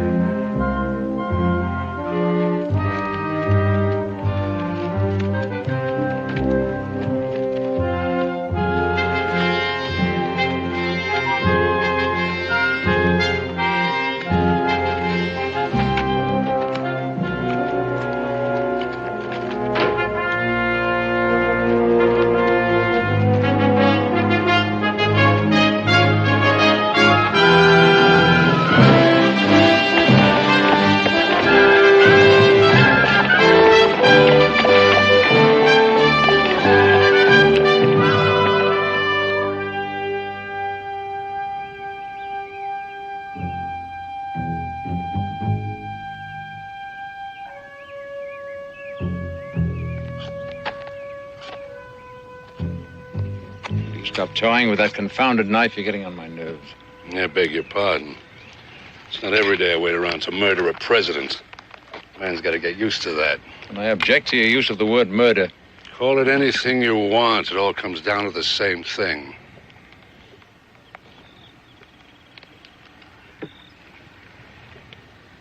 You're not thinking of getting out, are you, Morny? Because I assure you it's much too late. I didn't say that. I just said I didn't like the waiting. Nor does any of us.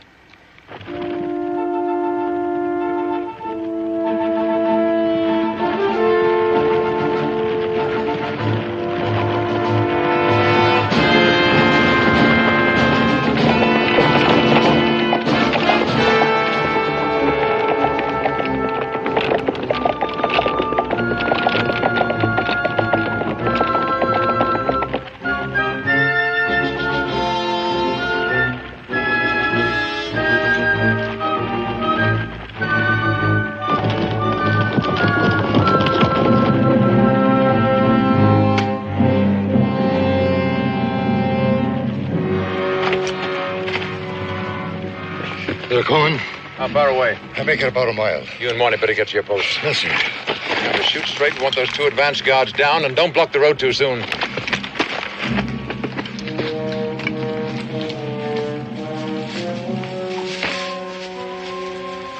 The end of a long period of planning. And the realization of a dream. Good luck to both of us.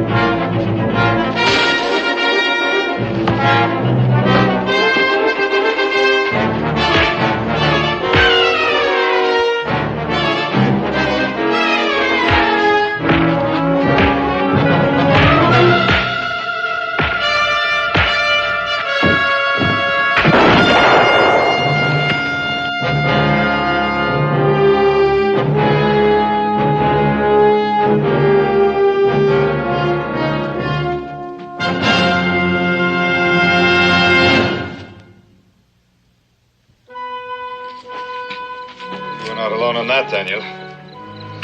How did you get here? If you could run 30 miles, I could walk 3.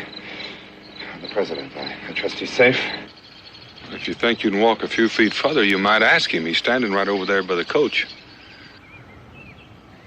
You mean to say he came with you? First in peace, first in war. He's a mighty stubborn man. Quite sure you're all right, Mr. Joseph.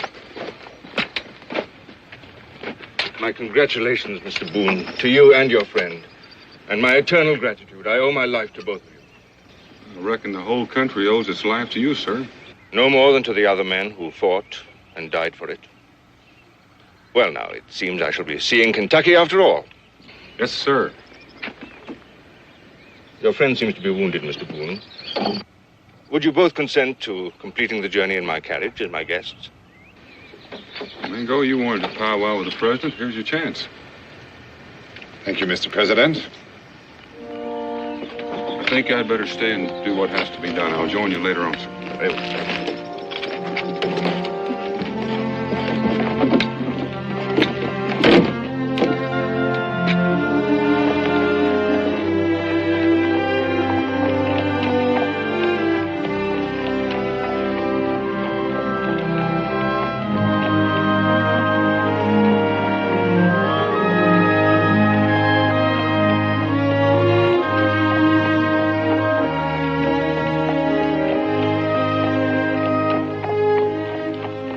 Dark and bloody ground.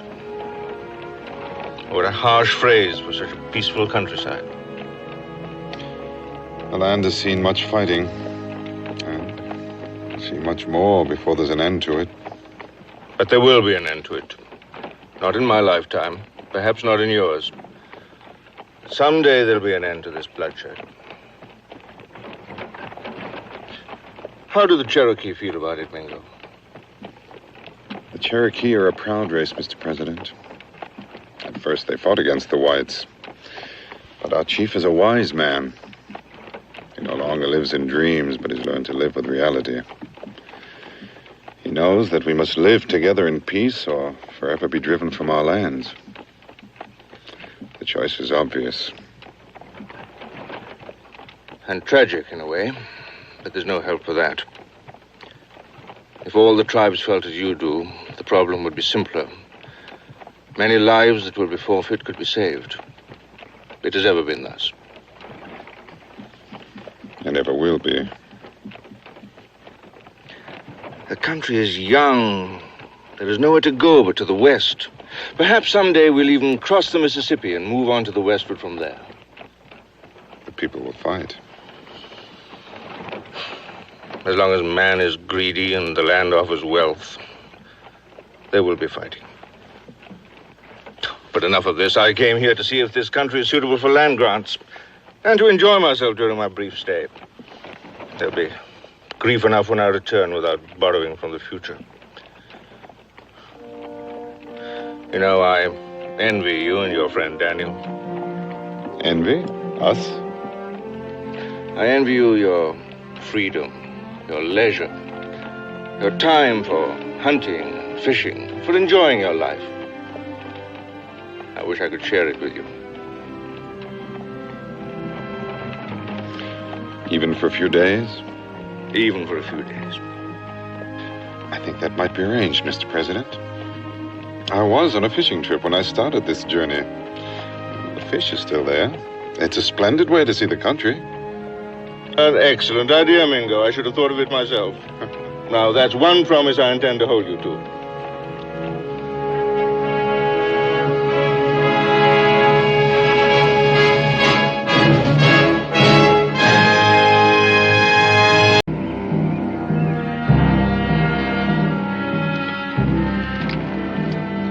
He who kills the Shawnee Bear, he is ahead of us.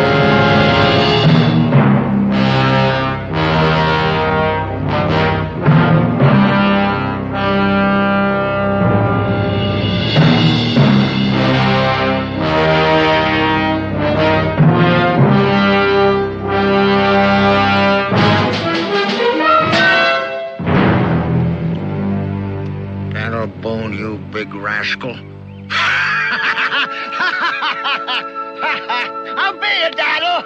Doc, you big son of a gun. A man that walks like a bear. Donald, you're still the champion. You're still the king grizzly of them all. And you're gonna wear me out proving it every time we meet. Where you headed for, Donald? Salem. What about you? Boonesboro.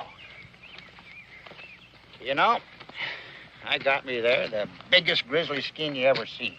Gonna pay off Grover Hanks what I owe him with it, and then back to the woods like a shot. Oh, I can't stand these walled-up towns. Man's gotta have room to breathe. Well, that's a fine-looking hide. Green River country? Yeah.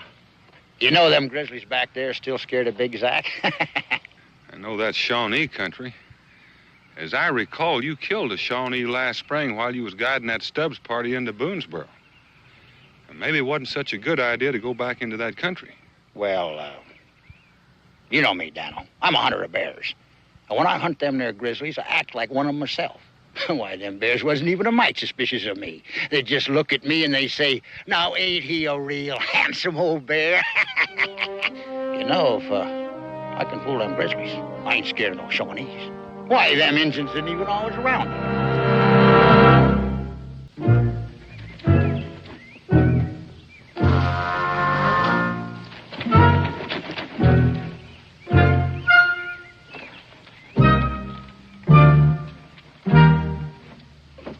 Just where do you think you're going, young man? I'm just going for a walk. Well, then you won't be needing that fishing pole, will you? Well, you see, You can put it right back against the wall where you got it. I don't see why you won't let me go fishing. What was the very last thing your father said to you before he left?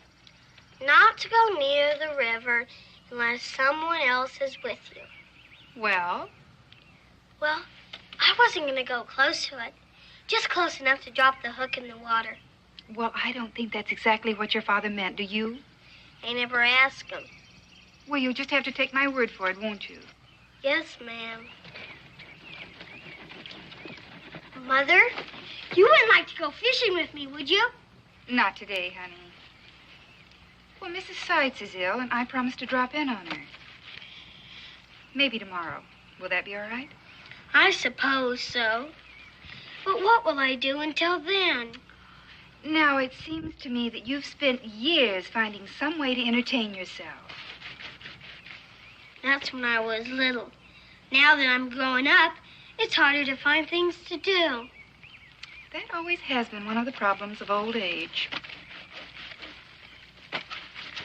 Maybe I could go hunting.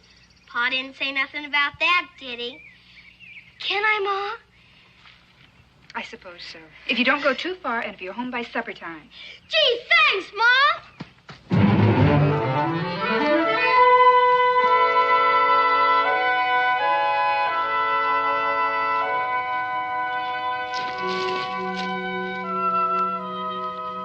Drop them guns. You thought you could catch this real Boone, huh? I reckon you've heard of me.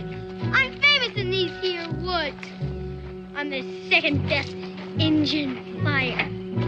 I'm a dead shot. I'm a...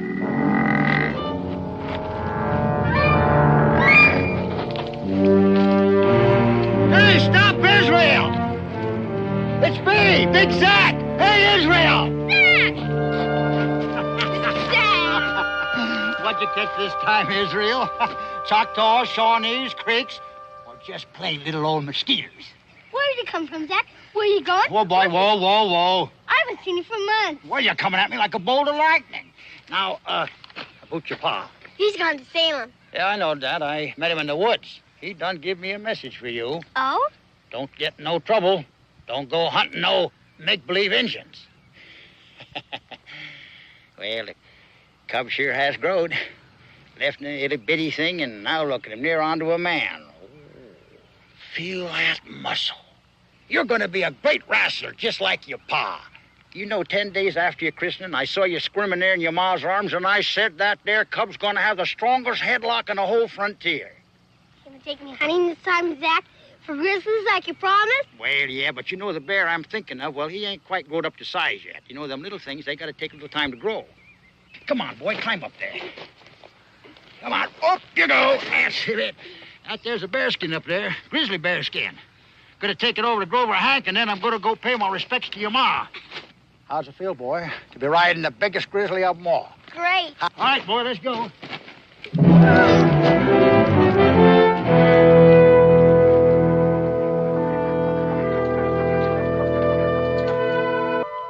$5? That's high, mister. That's real high. Well, that's my price, Mr. Stubbs. I know, but $5 for a barrel of flour. That's squeezing a man. That's gouging him. Now, look here, Mr. Stubbs. I don't gouge nobody. Barrels of flour cost me money, too, you know. Yeah, but my money don't grow on trees. How am I going to live through the winter? Everything's so darn expensive here.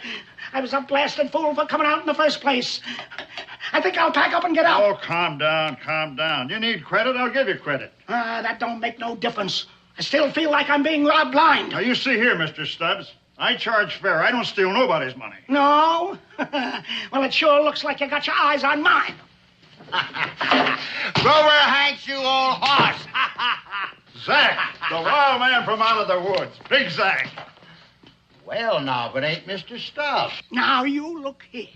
If you come down here to Boonesboro looking for the money I owe you, I ain't got it. You'll have to wait. I'm paying too much for supplies right now, so don't you press me, too. Still fussing like a little bandy rooster. Simmer down, old cock-a-doodle-doo. I ain't come for no money. Now, just a minute. What are you trying to do, bust my watch?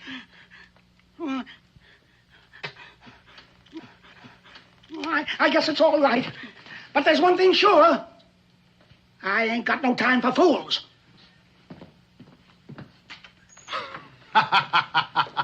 I never did see a man argue so much. Boils up like a tin kettle. Same thing happened last spring when I was guiding him down here, and that Shawnee showed up. Well, Stubbs made him so mad that the Injun went after him, and I had to kill him. One of these days, Mr. Stubbs is going to rile himself right into his own grave. Come here, I want to show you something. Grover, you see that there bearskin? Grizzly. The biggest, the primest, the best you ever seen. Now, I figure that, well, it ought to pay off what I owe you, see, and give me a fresh start. What I need is powder, shot, flour... Jehoshaphat, that letter. Huh? A letter came for you maybe 2 months ago. By express wagons. And it's just been laying around here Oh, here it is. It's just been laying around here collecting dust. It's from Lancaster. I've been holding for you to show up. Well, ain't you going to open it? I gotta go pay my respects to Mrs. Boone. Grover, you figure me out. I'll be back later. Come on, Ezra, let's get going, boy.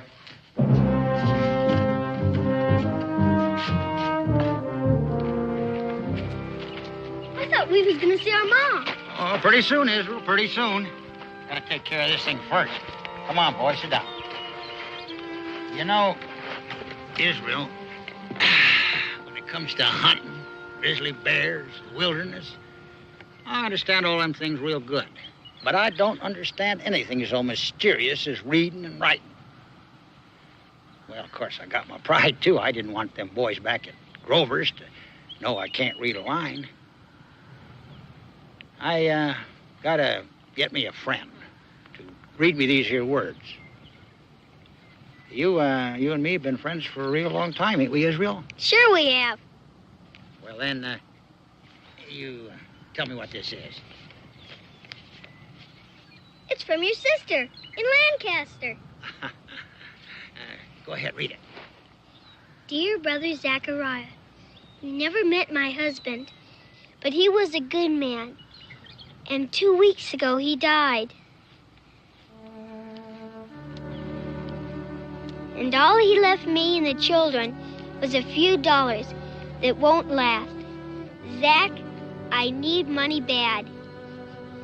Don't know how we're going to live and keep a roof over our heads. Please, Zach, please, if you got cash, send us what you can spare. And for heaven's sakes, send it right away. Your loving sister, Sarah. I never knew you had kin, Zach. The only kin I got in the whole wide world. Why, she raised me at the time I was no more than your size. Now, that grizzly bearskin, it won't do much more than pay off Grover Hank at all. Oh, cock-a-doodle-doo. Israel, which way is Stubbs' cabin? Last one outside the fort, about a mile from here. Boy, you go get me some writing paper, cut me a quill, and meet me back here by the river in an hour. You hear? You're gonna write me an answer. First, I'm gonna go see Mr. Stubbs.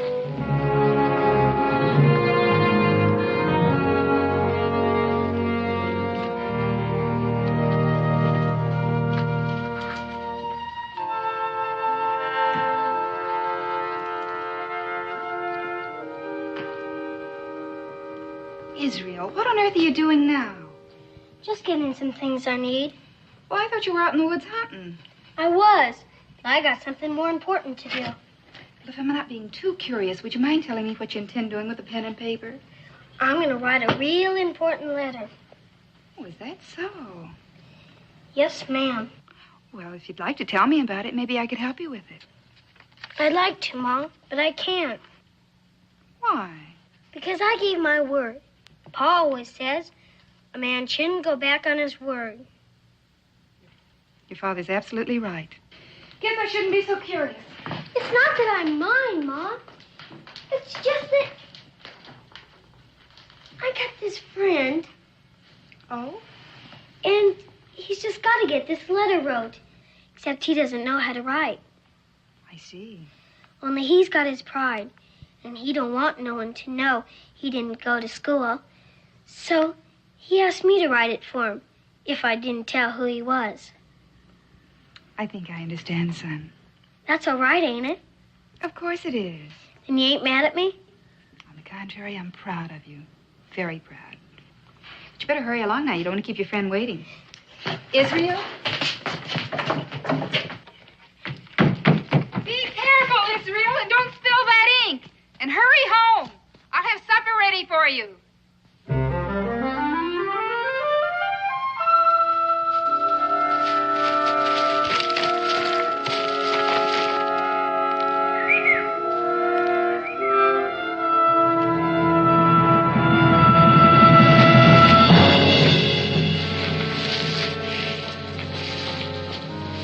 The killer of bears. I have seen him. He goes that way, toward a cabin. Soon there will be vengeance for the death of my brother.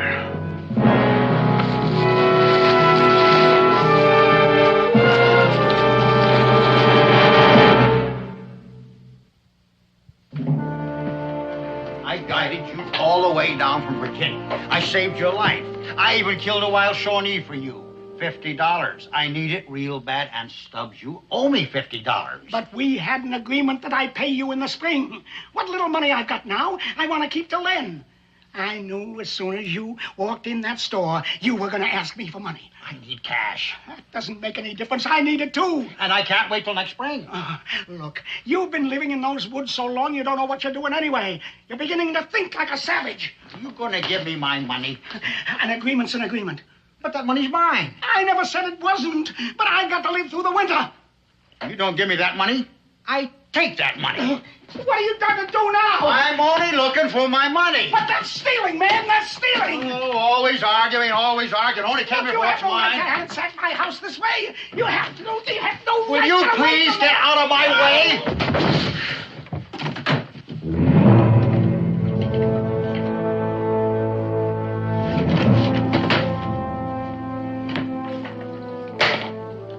$50, old cock-a-doodle-doo.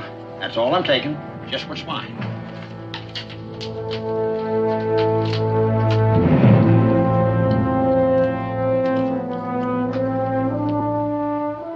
Pennsylvania. Mrs. Sarah Haspel. That's right, Haspel. Court Lane, Lancaster, Pennsylvania. We done it, boy. We sure did. First going to take this letter over to Grover, and this here gold for sending. Yeah, sure is a wonder. Talking to your kinfolk with just his crowfoot scratchings on a piece of paper. When I want to talk to a grizzly bear, I just growl. You know something, Israel? Some of these days there ain't going to be no more bears. No more wilderness. Just towns and villages everywhere. And this here's going to be the only way people can talk to far-off folk. A crowfoot scratchings on a piece of paper. Something's going to be lost that way. That's kind of sad. Well, come on, boy. First over to Glover's and then to your ma's. So I can sure dig into some of that home-cooked victuals.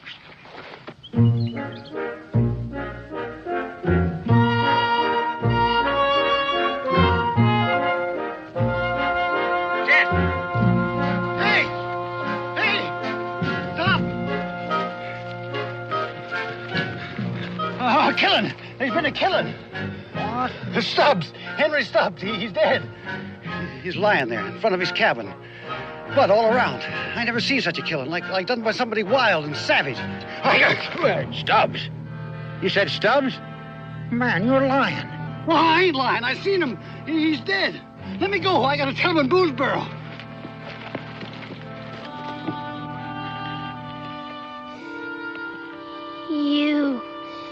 You went to see Mr. Stubbs.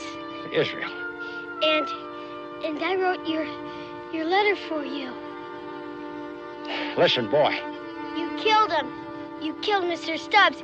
You killed Mr. Stubbs! Israel! Israel!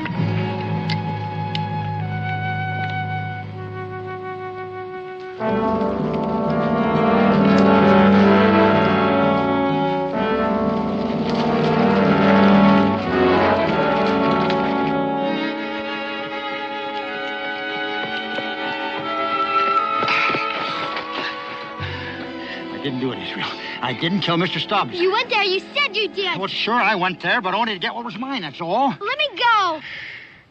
Israel. Sure, I hit him. But it was no killing, Bo. It was a shove. Yeah, more like a shove. I gotta get home. I gotta tell.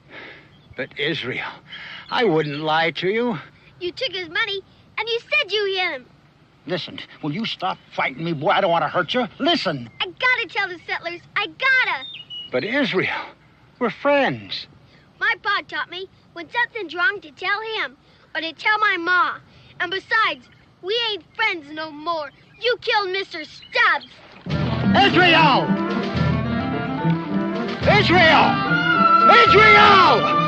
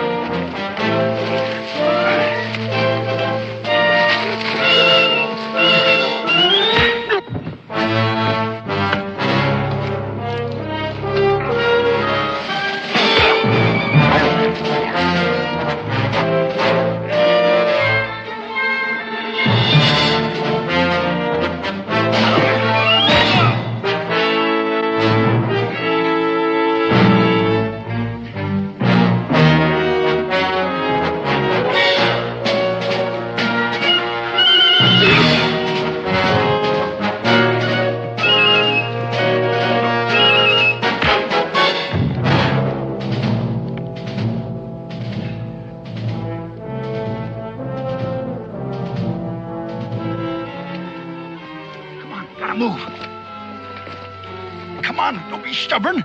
We can't get back to Boonesboro. The Shawnees are all around us. Come on, we gotta run, boy.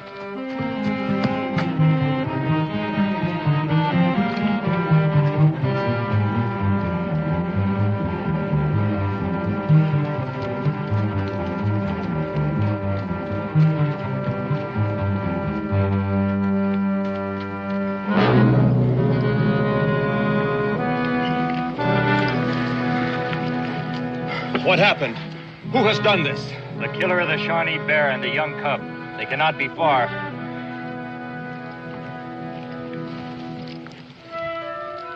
With a young one, they cannot go far nor fast. Come quickly. They keep cutting us off. We can't double back. Hurry up, boy. You want I should carry you? No, I can run.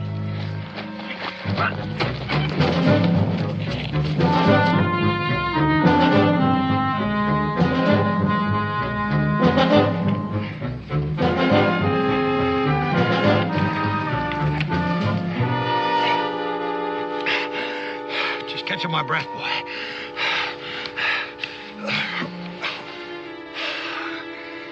Leon's had us a close shave. You escaped then? We gotta keep on. Except you don't want to, huh? That is, not with me. I don't want to go home. I forgot. You got your real man-sized sense of duty. You told me that. Your pa, he taught you. Something goes wrong, turn back, report it. For a little shaver, you sure carry lots of burdens. I'm glad you saved me from those Indians. I appreciate that. But you still figure I killed Mr. Stubbs, eh? And you think maybe I'm holding on you to protect myself, right? All right, Israel. You want to go home? Go on. Which way? Boone Burrows back that way. But them Shawnees. They're still back of us. Still cutting us off from the fort. How much you know about Shawnees, Israel? Yeah, of course you do. After all, you're Daniel Boone's boy. Shawnees is the greatest trackers in the world. You know that. They taught your pa all he knows, all their tricks. And you know, too, Israel, Shawnees is wild. Even wilder than Big Zack. Looks like you're kind of caught betwixt the devil and the deep blue sea, boy. You ain't got much choice. It's either them Shawnees or Big Zack. Boy, you stay with Zack. You stay with the old grizzly. And keep on. We gotta keep on. We gotta run. We gotta run like the grizzly bear and his cub. I ain't your cub. Maybe not. But Zack, he takes care of anything. Till they grow to size. Man or beast. I know you're tired, boy. So climb up my back. Zack will carry you. Did you kill him, Zack? Mr. Stubbs, did you? Ain't no sense answering that, boy. Not if you don't trust me. Come on. It ain't so far from the ground up to my back. Yeah, now we're getting someplace. You're bleeding. You got wounded. Oh, that's just a scratch, boy. You can't hurt us grizzlies. Now hold tight. We gotta get moving.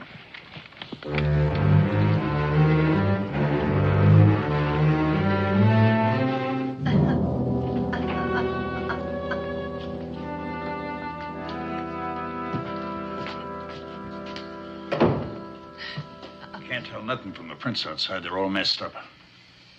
We'll find out who done this, Mrs. Stubbs. We'll find out. I don't care who done it. It won't bring my man back. I was just out for a moment visiting with a neighbor. I promise you, Mrs. Stubbs. Something's wrong, but I can't tell what. Well, his watch and chain's gone. Did you have any money in the cabin, Mrs. Stubbs? Was there any money in the cabin, Mrs. Stubbs? Yes, in that cupboard, in the little chest, in the leather bag. $100 in gold. See if you can find it. Hey, Tupper. John. I found these under the bed. Bear claws. Like Big Zack wore. Well, here it is. Don't feel like no 100 in gold. Got it. 10, 20, 30, 40. That's it, $50. There was 100. That means 50's missing. Wasn't that what Mr. Stubbs owed Zack for guiding him here? I don't like what any of this means.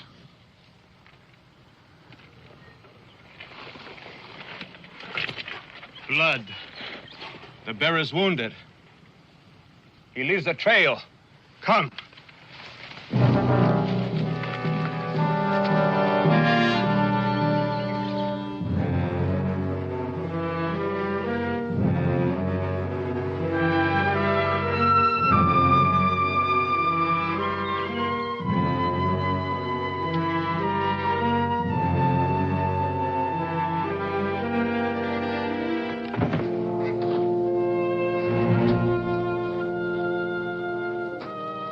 got it going, boy. Come on. Come on.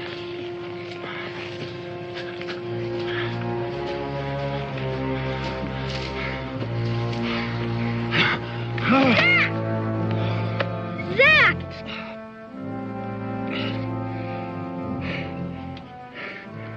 Scared, young boy? I'm all right. I'm all right. I sure got you in a peck of trouble, didn't I? All because I can't do no reading or writing. I gotta take care of that. I gotta take... Oh! Zach? Zach? Just about as weak as a newborn cub. Big thing sure got cut down to size. I'll get some help, Zach. Oh. Israel, I want you to listen to me, boy. Listen real good. Them Shawnees back there, they're after me. I killed one of them last spring. Oh, it was a fair fight, but that don't make no difference. They're still after me. Israel, remember I told you I was going to teach you about the grizzlies? Well, now's the time to teach you. Grizzlies is smart critters. They just don't eat plants and seeds and honey and insects. They hunt big game like deer and elk and cattle. They stalk them, boy. They stalk them through high grass. That's what you got to do, Israel. You got to get yourself some high grass. Slow and silent. Now. Do it now, boy. Do it now and you'll get away. Zach.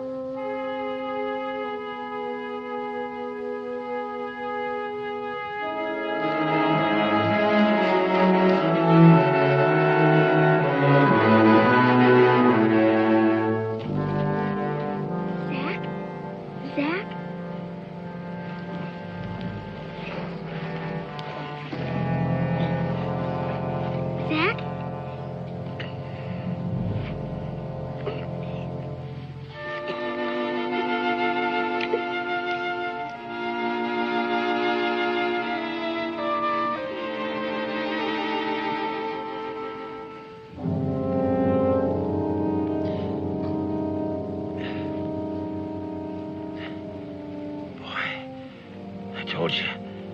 Get away. You gotta have help, Zach. Boy, you gotta do like the grizzly does.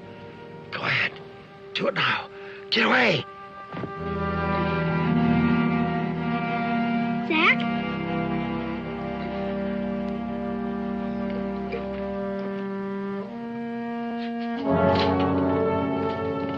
Four men? That ain't enough. That ain't enough to get Big Zach.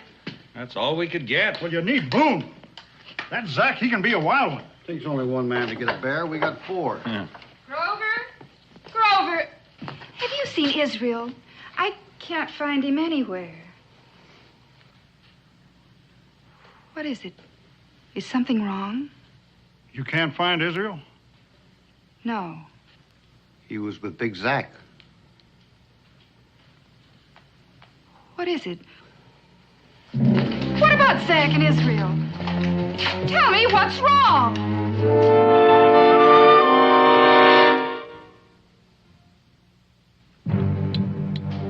Tucker! I found them. Two pair of prints. It's like a man and boys. Israel and Zach. Heading that way, deeper into them woods. Tupper. Look at this. A mess of prints. Yeah, about 1 day old. Indians? I don't know. They're all bunched together. Oh, I wish Boone was here. It must be Zach and the boy. We ain't seen no Indian signs before. Come on.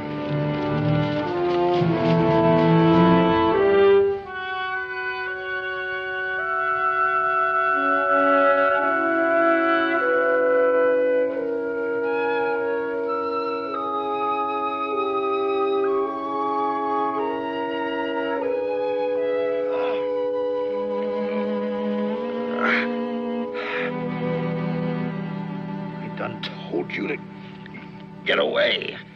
It was dark.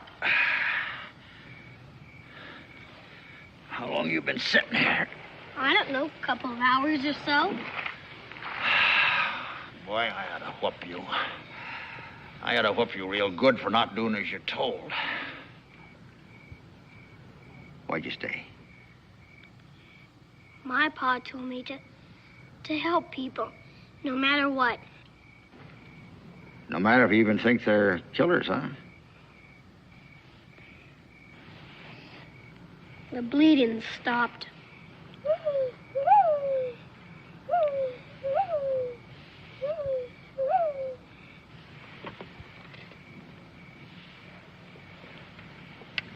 Grizzlies is funny things.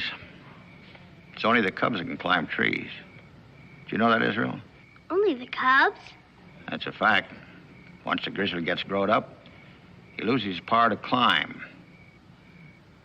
Israel, if them Shawnees ever do show up here, I want you to do like the grizzly cub does. I want you to shinny up one of them trees and get lost, you hear me? Mockingbirds sing at night. But that sure ain't no mocker.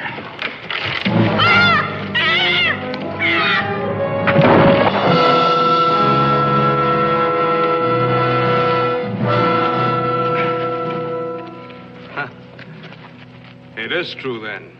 You are wounded. It's the only way you could have caught me. In the spring, you killed Otawala.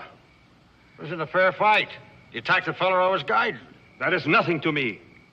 Otawala, he was our chief. He was leader of the Shawnee Bear Clan. And now I am the leader. I am chief. And it is my task to punish you. This is your cub? He didn't have nothing to do with the fight. He don't even belong here. Bear and cub both. It is good. You shall punish both of them. He's only a boy. Let him go. You took the spirit of Otawala in the spring. You took his strength. And now his spirit wanders. It cries out. It is homeless. And Otawala does not rest where he lies. We will give Otawala back his spirit and his strength. We will give him back more than he has lost. We will give him the bear and the cub, both. Then his spirit will rest.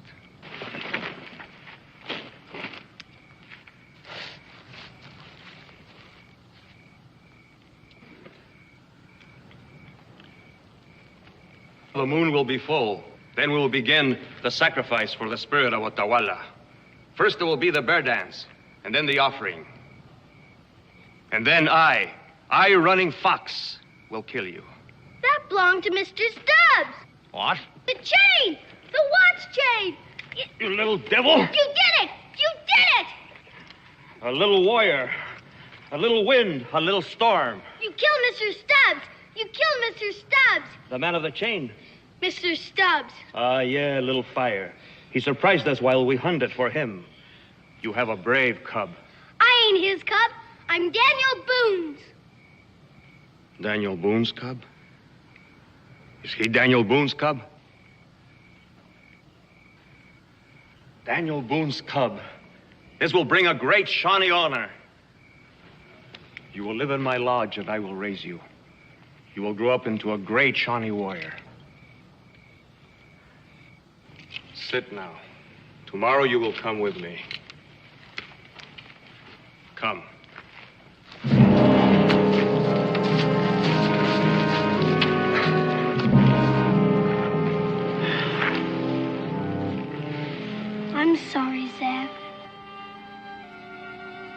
apologizing? For Stubbs? I sure appreciate that, boy. Makes me feel a whole lot better to know that you and me are still friends. Israel, you know that chief was right. You was a real wind. A regular storm.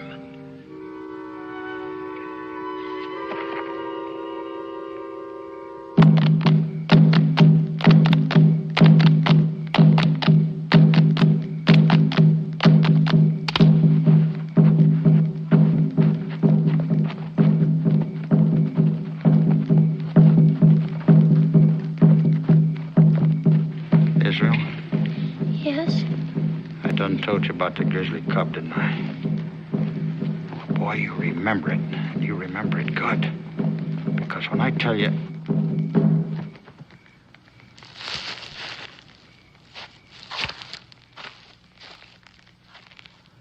What is it, Zach? They finished. They finished their dancing. Now the real party's about to begin. Ooh, that's your bad arm. Yeah. I'm just testing, boy. I got me a feeling I'm gonna have to use it pretty soon. Oh, great moon, mother of us all. Tell him. Call him. Call the spirit of Otawala, brother of the Shawnee Bear clan. Tell him soon he will rest. Soon he will be home. That I, Running Fox, will give back the strength that was stolen from him. Give back the power to his bones. It is time now. Let us begin.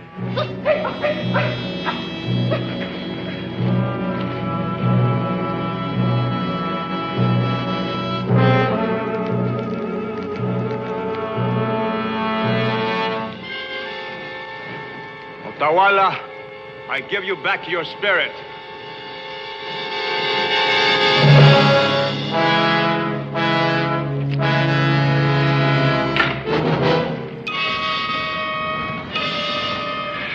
Two riled up grizzlies, huh?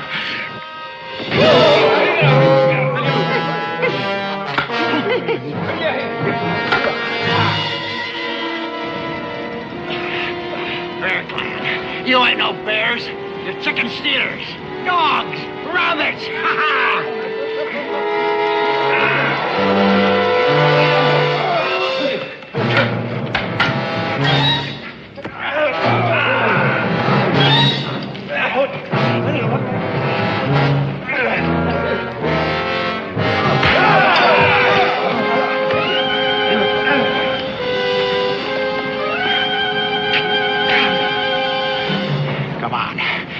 Even with one good arm, I can still bust you.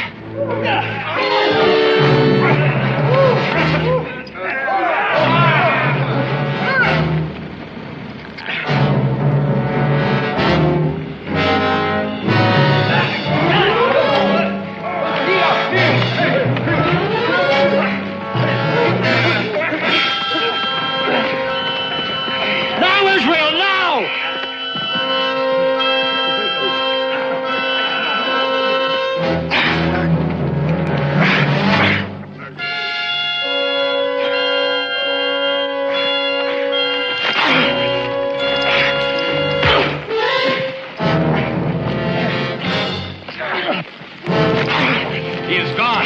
Boone's cub, he is gone.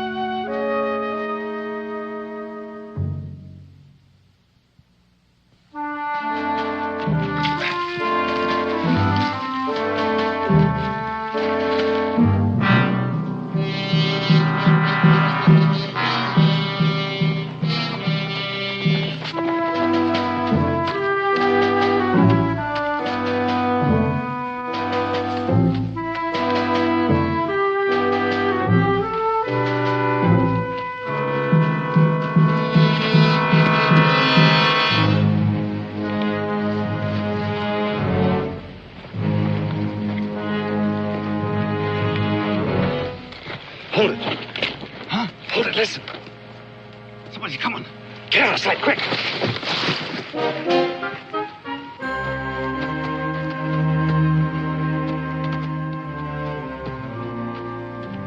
Don't make a move. Am I glad to see you, man? Shawnee's back. Oh, what do you know? Right into our laps. I'm telling you, Don't move. I just soon put a bullet in you with spit. You're wanted for a killing. What's the matter with you, man? I'm telling you, Israel's back there. What about that boy? Where is Israel? Well, he's back there in the woods. You abandoned him? You left him in the woods? So you finished Stubbs and now the boy, too? Well, hanging's too good for you. What's the matter with you, man? I gotta get back to that boy. Stay where you are. I ought to pull this trigger. That's what I ought to do. I ought to pull this trigger.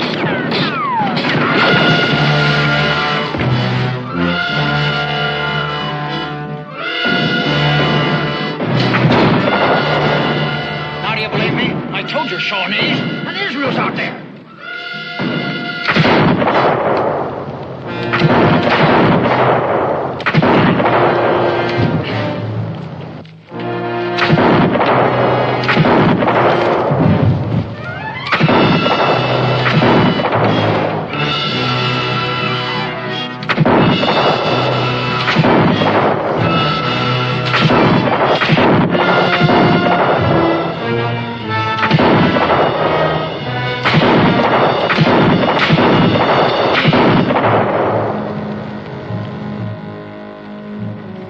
They're gone. Listen, Israel's back there. That's right, Israel. We come after you not only because you killed Stubbs, but because you kidnapped that boy, too. Kidnapped? You heard Tupper. I didn't do no kidnapping. I saved that boy's life. I guess that's why he ain't with you now. I told you. He's back there in them woods. Show us. And he better be there. Alive and well, because if he ain't, we'll finish you off right out here. All right, now move. Move!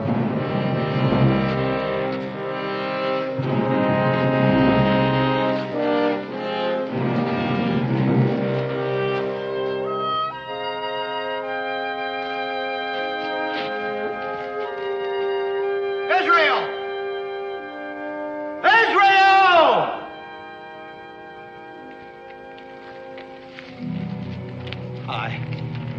I left him right here. Supposed to find a tree and climb up it. You told us that you had a fight with this running fox. Yeah, that's right. Right over here. You slugged him, you left him lying a cold mackerel, and then you ran. Sure. But that was to draw off them Shawnees. I was going to double back and pick up Israel, but they kept pushing me ahead. And the boy was left here alone with that running fox. A full-grown, murdering Shawnee. Tupper? Is this your pouch? Yeah, why? Stubbs' money, ain't it? Sure. $50. He owed it to me. Stubbs' money, ain't it? Yes, it's Stubbs' money, but I didn't kill him. Didn't you now? Well, between this letter and that gold, if that ain't proof enough, I don't know what is. Yeah, sure, I was there. But I only took what was mine. I didn't kill Stubbs. I think you're a liar. You killed Stubbs. I think Israel's dead, too, and I think you're responsible. Man, this is crazy. Jed, the rope. What are you going to do? A tree with a big, strong branch. Find one. You ain't gonna hang me, mister. You ain't gonna hang me! You ain't gonna string me up like no dog, like no piece of meat! I'll fight you! I'll fight you one at a time! That! Bullet or a rope. It makes no difference to me. Let's go.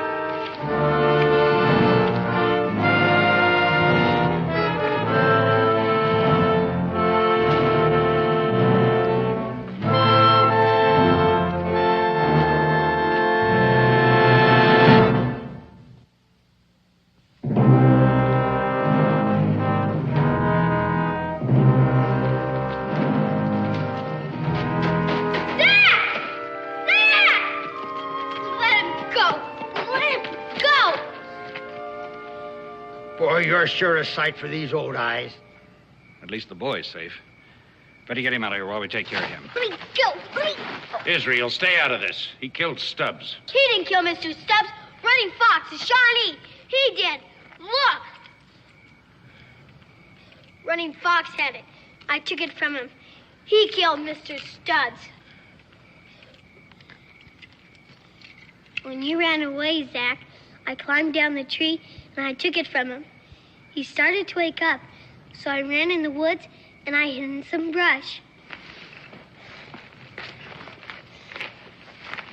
I knew you'd come back for me, Zach. I knew it. That's right, boy. That's right. But not this way. Not this way, that's for sure. Oh, my little grizzly cub. Yes, sir. So all I done was to take the gold what was mine and ask Israel here to write me a letter. You mean all this happened after I went to Salem? That's a fact. The boy's a wonder, Daniel. He's more than that. He's a real rough, tough grizzly bear. Here's to Israel. He makes us proud. Here, here, here. Folks, I got a request to make. Israel, I done learned you about all the mysteries of grizzly bear, right? Now it's your turn to learn me something. You gotta learn me the mysteries of reading and writing. This time, the cub's gonna teach the old bear something. All right. Well, now, son, I've got a request. All those things you did to help and all that Zach taught you, there's one thing you mustn't forget. What's that, Pa? Well, you're not a cub, you're not a bear, you're not an animal. And all the things you did to help Zach were just showing the very best part of being a real man.